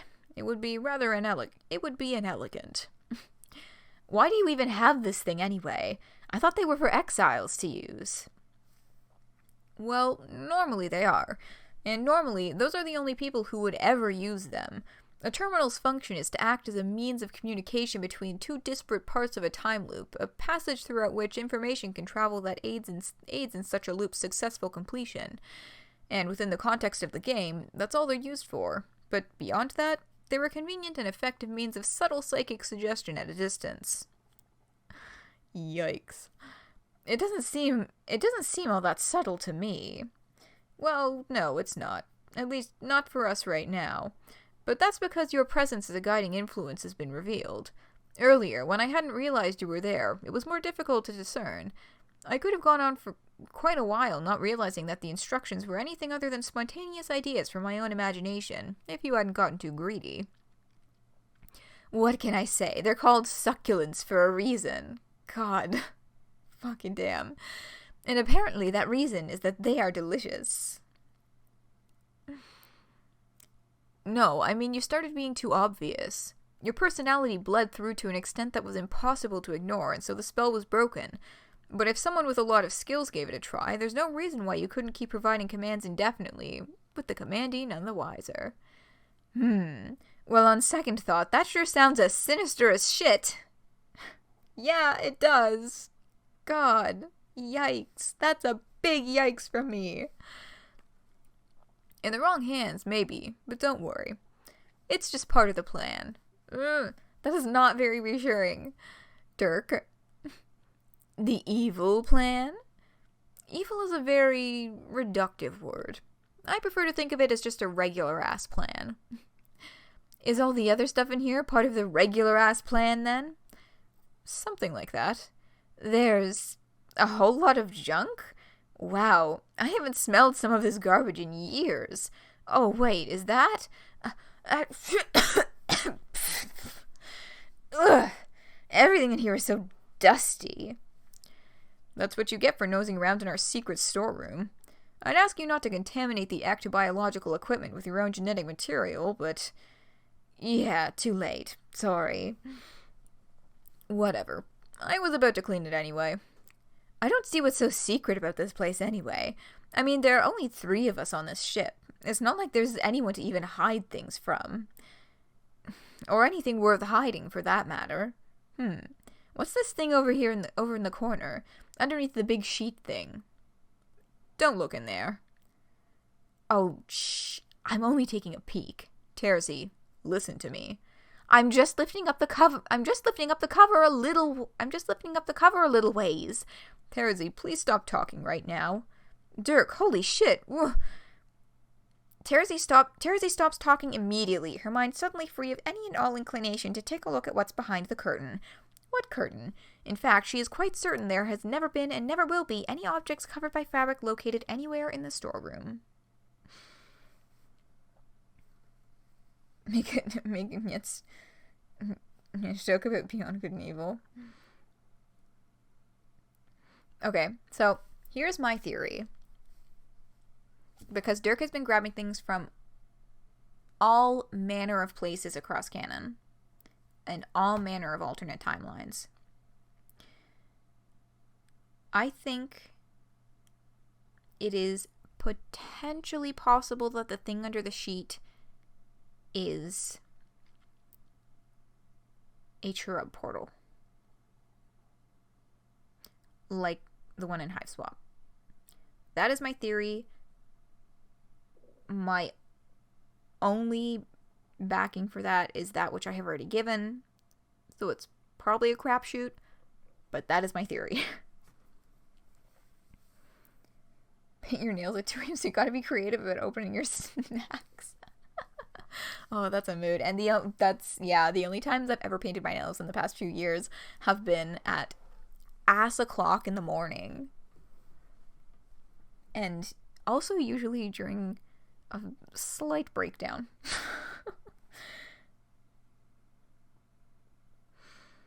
like it's gotta be, that's exactly it. Like it's gotta be something unique and non-mundane. So that's my theory. My theory is that it is a shrub portal. I should post that like on actual Twitter. That's what my theory is, and see what other folks think.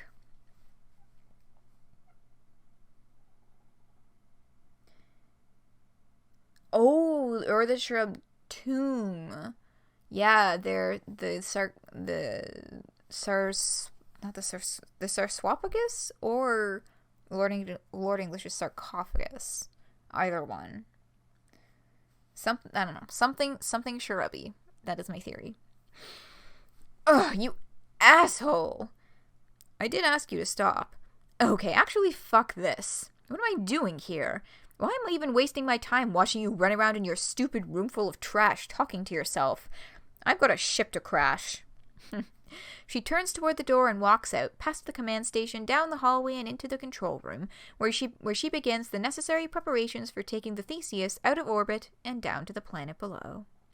Dirk, get this show on the road.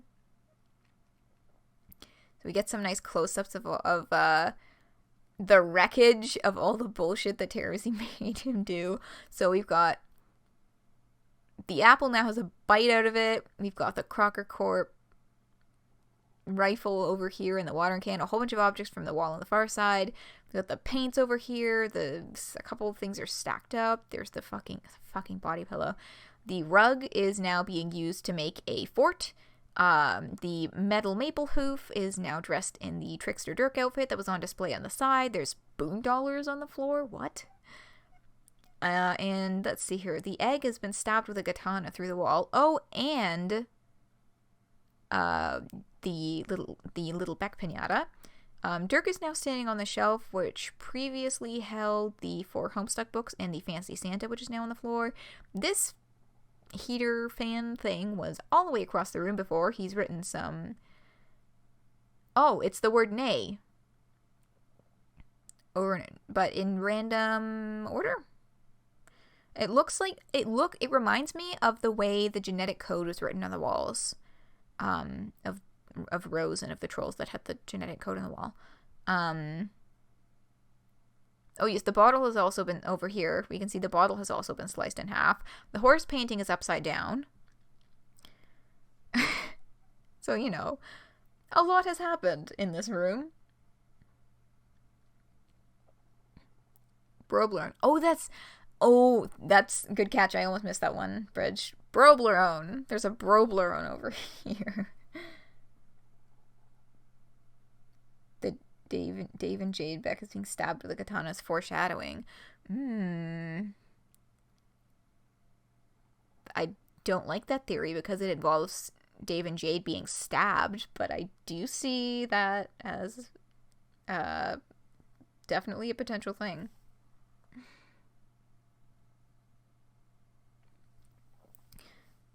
I'm gonna have some water and then we'll read this. But I guess they're not really Pesterlogs anymore, are they?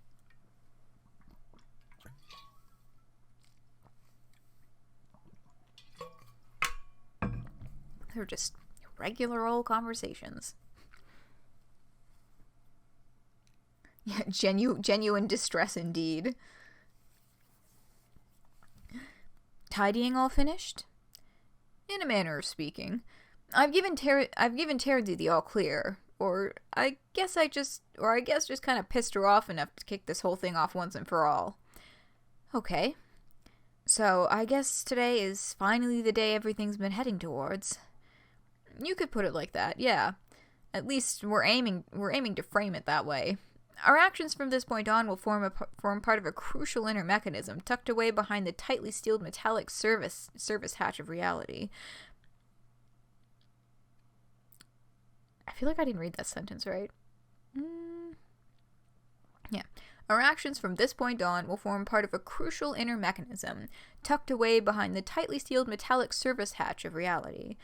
One which will be of our own creation, but which by all practical considerations might as well have always been there. And if we're successful, the distinction won't be significant enough to matter to just about anybody. They'll all be too busy they'll all be too busy getting their minds and dicks collectively blown. Would you say that we're employing people to suck on this? Oh, absolutely. Get the hand-illuminated invitations ready on the fucking double. Hilarious philatoid imagery notwithstanding, there's something about today that feels exciting? I can understand that. We've been waiting a long time. I was going to say portentous, with both positive and negative connotations that word usually has. This one I did look up the first time I read it, and portentous is basically like another way of saying pretentious. You've got misgivings then. I wouldn't even go so far as to call it that. What I'm feeling is hard to explain. It's hard to explain to someone whose being is not inextricably linked with the very concept of fortune. The sensation probably doesn't even have a name, come to think of it. Not too many people have ever been in our position before. Just about none, I'd bet. Right. But if I had to describe it, I'd say that misgivings, hunches, doubts, and so on are supported on a foundation of unknowing. And along with that absence of knowledge comes a commensurate feeling of dread or worry, fear about the potential calamity yet to come. On the other hand, while feelings of positive anticipation also tend to stem from a lack of certainty about the future, the presumption of good fortune allows the uncertainty to become excitement.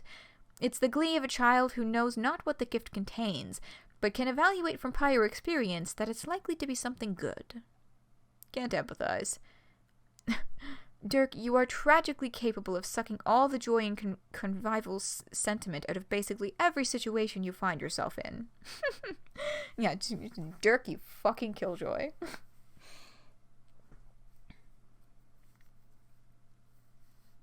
because it's pestering you to hear Dirk. That's true. God, fucking Dirk. Okay. Thanks. Anyway, this feeling you were talking about.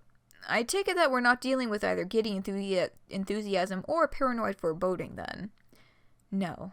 My point is that the present moment feels like neither of those two cases. But crucially, it's not because there is nothing to anticipate. Far from it. Instead, it feels like the very notion of fortune is simply out of the question as a means of describing the potential outcome.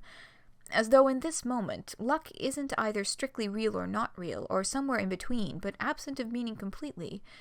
Luck took one look at our itinerary from here on out and said, "You'll just have to go on without me."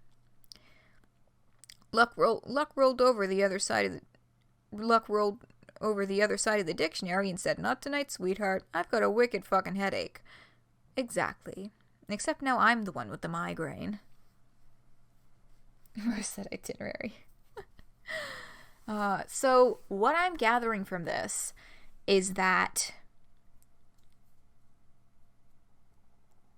Rose's light powers have stopped working, basically. She can no longer see the most fortuitous outcome. She can't sense luck here. It is too far out of the realm of her powers. So it will be interesting to see if maybe the same thing might start happening with Dirk's powers in reach, because they are traveling so far outside of their known realm. Do you know what I mean? Like, they pictured like in Epilogues Meet, Dirk describes to Rose, Dirk describes what he's seeing as seeing like an unending tapestry of Canon, right? But it is possible that he was wrong, because sometimes he can be wrong. And there is an end to the tapestry. There is an end to where exactly his powers can reach and who his powers can reach. But yeah, that's what I'm gathering from, is that Rose is like, they're so outside the realm of their known space, that her powers are just no longer working.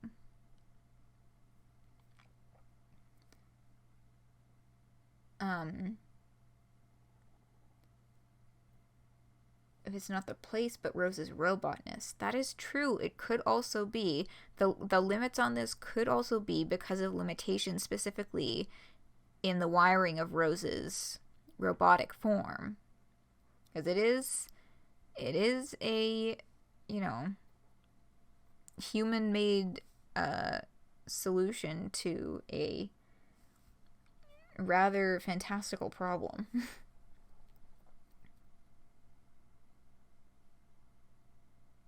How can their powers work if they're not in the story which their powers stem from?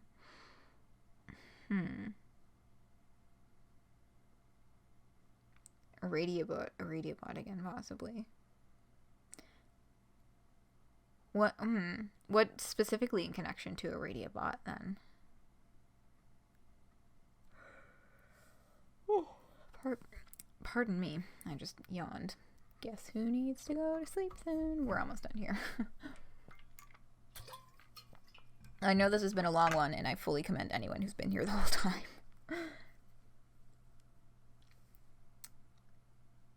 Dirk is Equius coded. That's true. That is true.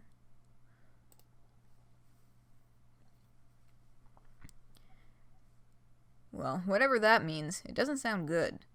I didn't know that robots could even get headaches.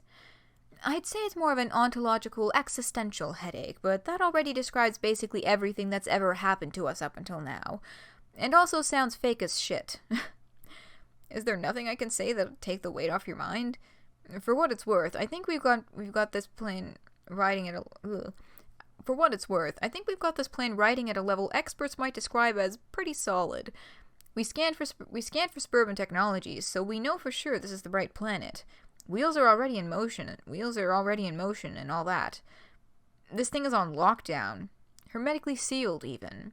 Shit's tighter than a pair of English-occupied micro shorts. Why would he choose that specific analogy? Wonder what he thinks about on a regular basis. But yeah, so it was mentioned, I believe, in the end. Was it in the postscript? I think it was in the meat postscript. Not the meat postscript. The candy postscript. That's technically the postscript for meat. That they are searching for a planet to start the next spur obsession on.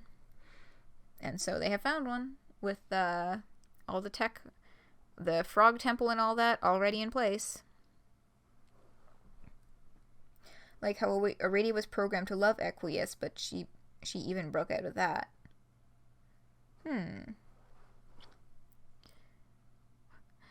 You aren't going to believe this, but it turns out that the deranged, horny ramblings of a spurned anime obsessive have essentially no therapeutic properties whatsoever. Rose is just like, yeah, I see what you did there, and stop it. And contrary to common wisdom, talking about the problem doesn't seem to have eased my state of mind either. I doubt you could say anything to make me feel better. If anything, I feel worse now than I already did. It's like the notion I was trying to describe was so conceptually insubstantial, so resistant to concrete definition within any meaningful frame of reference, that even thinking about it as an idea made me somehow existentially unsound. And not in the way that I used to always feel, back before John made the choice to validate our canonical existences axiomatically. Foreboding I can deal with. I'm a seer. Sooths are mine to say. But this is different. So, this here, it almost feels like similar to...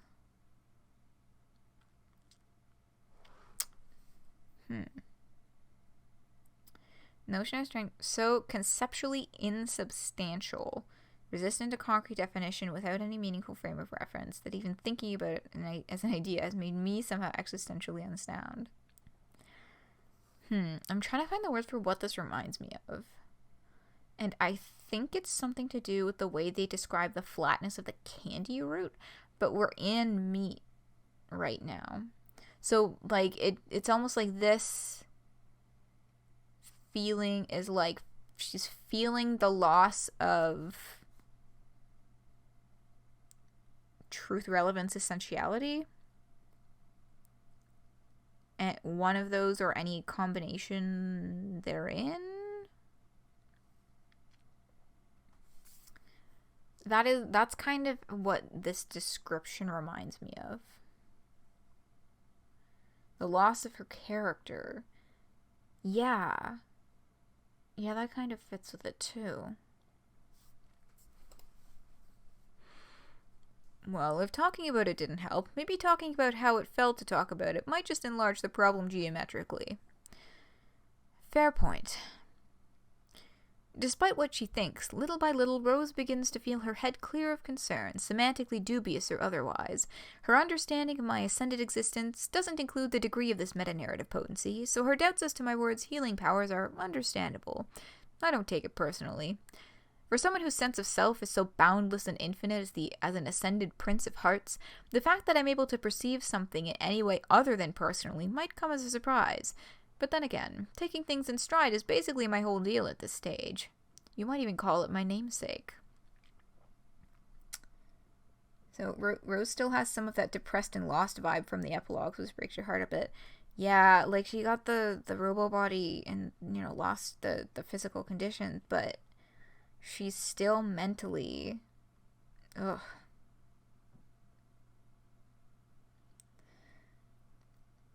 Kind of like how Dirk has taken to being the main antagonist, and she feels like nothing but his sidekick and tool. Yeah. The Rose has potential to go full villain critiques. Do you mean like you want them to do that, or you don't want them to do that?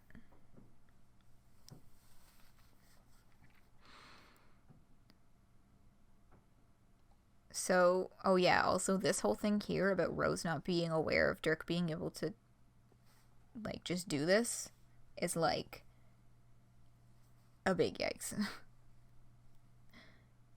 Oh boy, you hope so? You want villain Rose? Ooh, I know that at least a couple folks on the writing team for this are very enthusiastic about villain Rose. So, you may just get your wish. I, for one, am on the fence about that. But we'll see if they do it, how they handle it.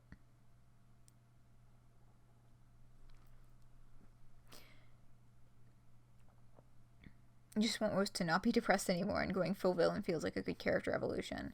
It is definitely, yeah, it's definitely something that I can, like, see the possibilities for here. And so it's with a stony expression of implacable calm that I endure the increasingly violent tremors now coursing through the Theseus as it begins to breach the new planet's stratosphere. Vibrations unruly enough to churn even the most adamant of stomachs to a nauseous froth. With brow unfurrowed and mouth pixel perfect horizontal, I withstand the spasmodic adjustments and course corrections, which together comprise the rambunctious intergalactic road rage of a chaotic lawful alien woman with a voracious appetite for alchemically discolored ornamental plants. All manner of shit goes tumbling helplessly to the floor, walls, and ceiling, and I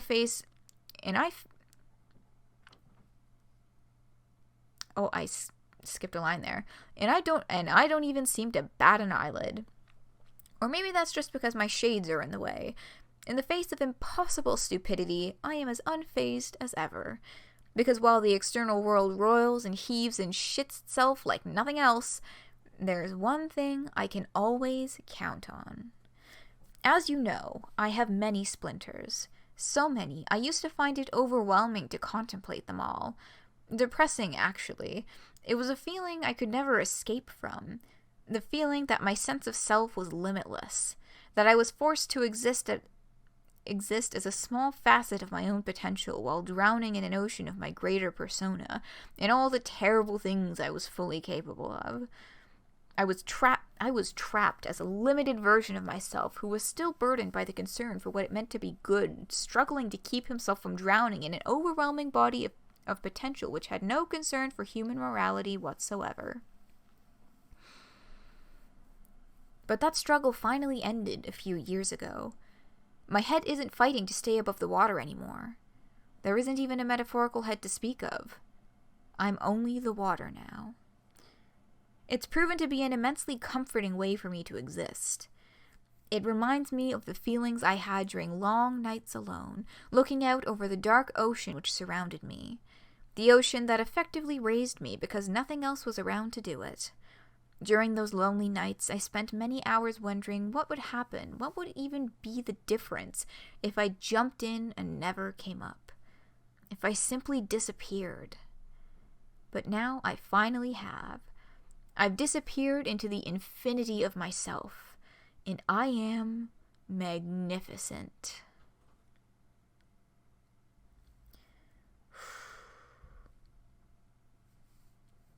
So, that whole paragraph, like, he's basically, like, he was fighting against drowning in himself and giving into this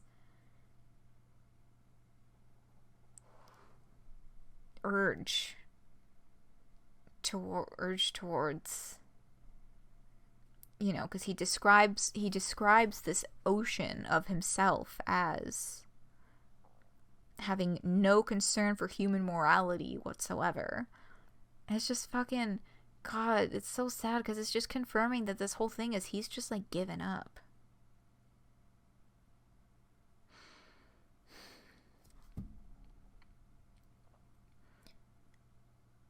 Villain Rose would be a lot, but not like Dirk. You're picturing something more Vriska-ish. I can see that for sure. Rose is 2 steps away from Vriska sometimes. Prefiguration of Vriska, but Vriska's also a free... That's just how... Yeah. Having a metaphysical origin that transcends time and infinite regression. Just a level of things. Yeah. But yeah, like, this is, you know, proven that, like, this is, like, this is him after just fucking giving up. It's like, damn. And then you go to the next page, and it's this garbage. Oh my god. It's fucking hilarious. It's just him frantically vibrating amongst all the trash in his bedroom. Oh, sorry, his study. What's that noise I'm hearing? It sounds a little bit like a cat being caught in a ventilation fan. Sort of inhuman screeching combined with the grinding of metal. Are we even gonna make it to the ground? Oh, no. The ship's fine as far as I can tell. That's just Terezi laughing. Hell yeah. Oh, she's enjoying this, isn't she? Fuck yeah. That's my girl. I suppose so. What? The mood is kind of infectious, actually. I suppose it's about time we had a little fun around here. Glad to hear it. Rose? Yes, Dirk. How do you feel about games? And on that note, there is the new planet. To be continued. And that brings us to the end of Homestuck 2 as we know it so far. We'll have to wait for the next month's update to see what happens next. You still think Dirk's wrong about alt self and that Dave Pett is right? Yeah, I'm gonna agree with that because I just like Dave Pettis more. I have no theoretical backing for this. I just like Dave Pettis' description more. Gonna send the art now? Ah. Yeah. So that is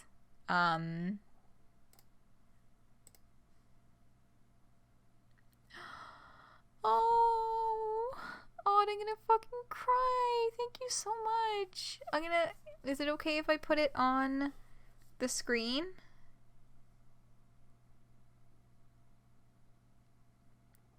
You forgot that you need your fingers to make posts and sign it. Oh my god, that's so sweet. Thank you so much. It's a little... Aww.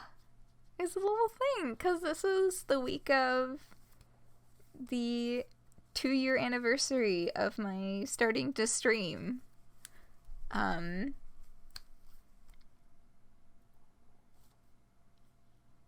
so cute. Oh my god.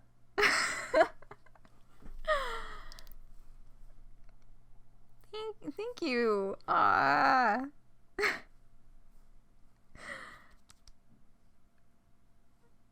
It's auto-corrected to the correct heart emoji.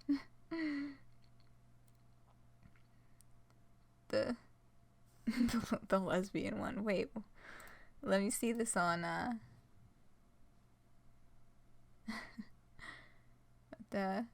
yeah, no, I love it. I love it so much. Thank you. Oh, that's so sweet. Oh my god. That's really cute. Oh my goodness. Super glad it's always been. Well, I'm really glad that you found these streams too. It's been a pleasure having you around, and I'm really glad that we've been able to, you know, be good pals and stuff. Yeah, I'm really glad that it's always a fun time. That is my goal. It's for it to be fun and informative and like good discussions and shit. That's so cute. Oh my god. Well, this is a perfect happy note to end for today on. I think an hour and 45 minutes overtime is a new record for overtime. Like, this is almost... I could have split this in half. This is almost double the length of a normal stream, which, like, I gotta say, gold stars and cookies and shit to all the people who, like, actually stuck around for the entire time. Like, what the fuck? That's a lot. That's a lot. Yeah, I don't think any of the Friendsim ones went quite this long. Glad you're able to catch most because you're probably going to be busy tomorrow. That's fair, but yeah. Yeah, wow. This is, oh my god, this is going to take so long to render and upload. Worth it though, worth it. The first of many videos in the Homestuck Squared Beyond Canon playlist. Because I absolutely plan on streaming all of the updates of this as they come along.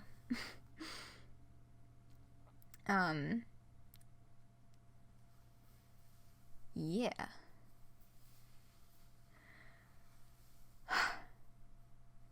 So, yes, that is the future plan for this, is that much like the Pester quests, Homestuck Squared updates will be streamed the weekend after they came out, taking precedence over Dream Daddy or Homestuck reboot streams.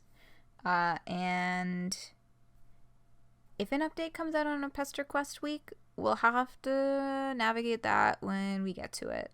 I have to see where more of the enthusiasm is, I guess. We'll feel that one out. But, yeah. All right. It's almost 3 a.m. Woo! I am going to, like, go to bed because I really need sleep. I think I don't have to leave the house for long enough that I can get up at, like, 11 tomorrow/today. So, like, I should be able to get, like, just enough sleep. It's all good. But, yeah, it is late as fuck. This is a new record for running over time. Yes, thank you all so much to everyone who popped in tonight. I noticed that the number we hit up to like 9 viewers at one point, so like lots of folks popped in and out, and thanks so much to all of you who came along on this journey. And there will be more whenever the next update comes out. This full stream archive will be going up on YouTube within the next few days. And for now, tomorrow we resume regularly scheduled Dream Daddy streams. We still have 5 more final dates to go on, so we'll do 1 more of those tomorrow night.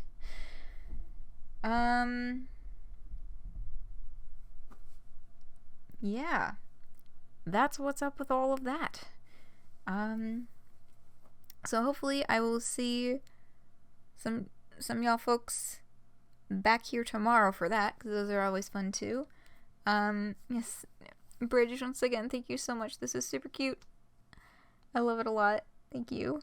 And I hope that you all have a wonderful rest of your evening, whatever you may be getting up to.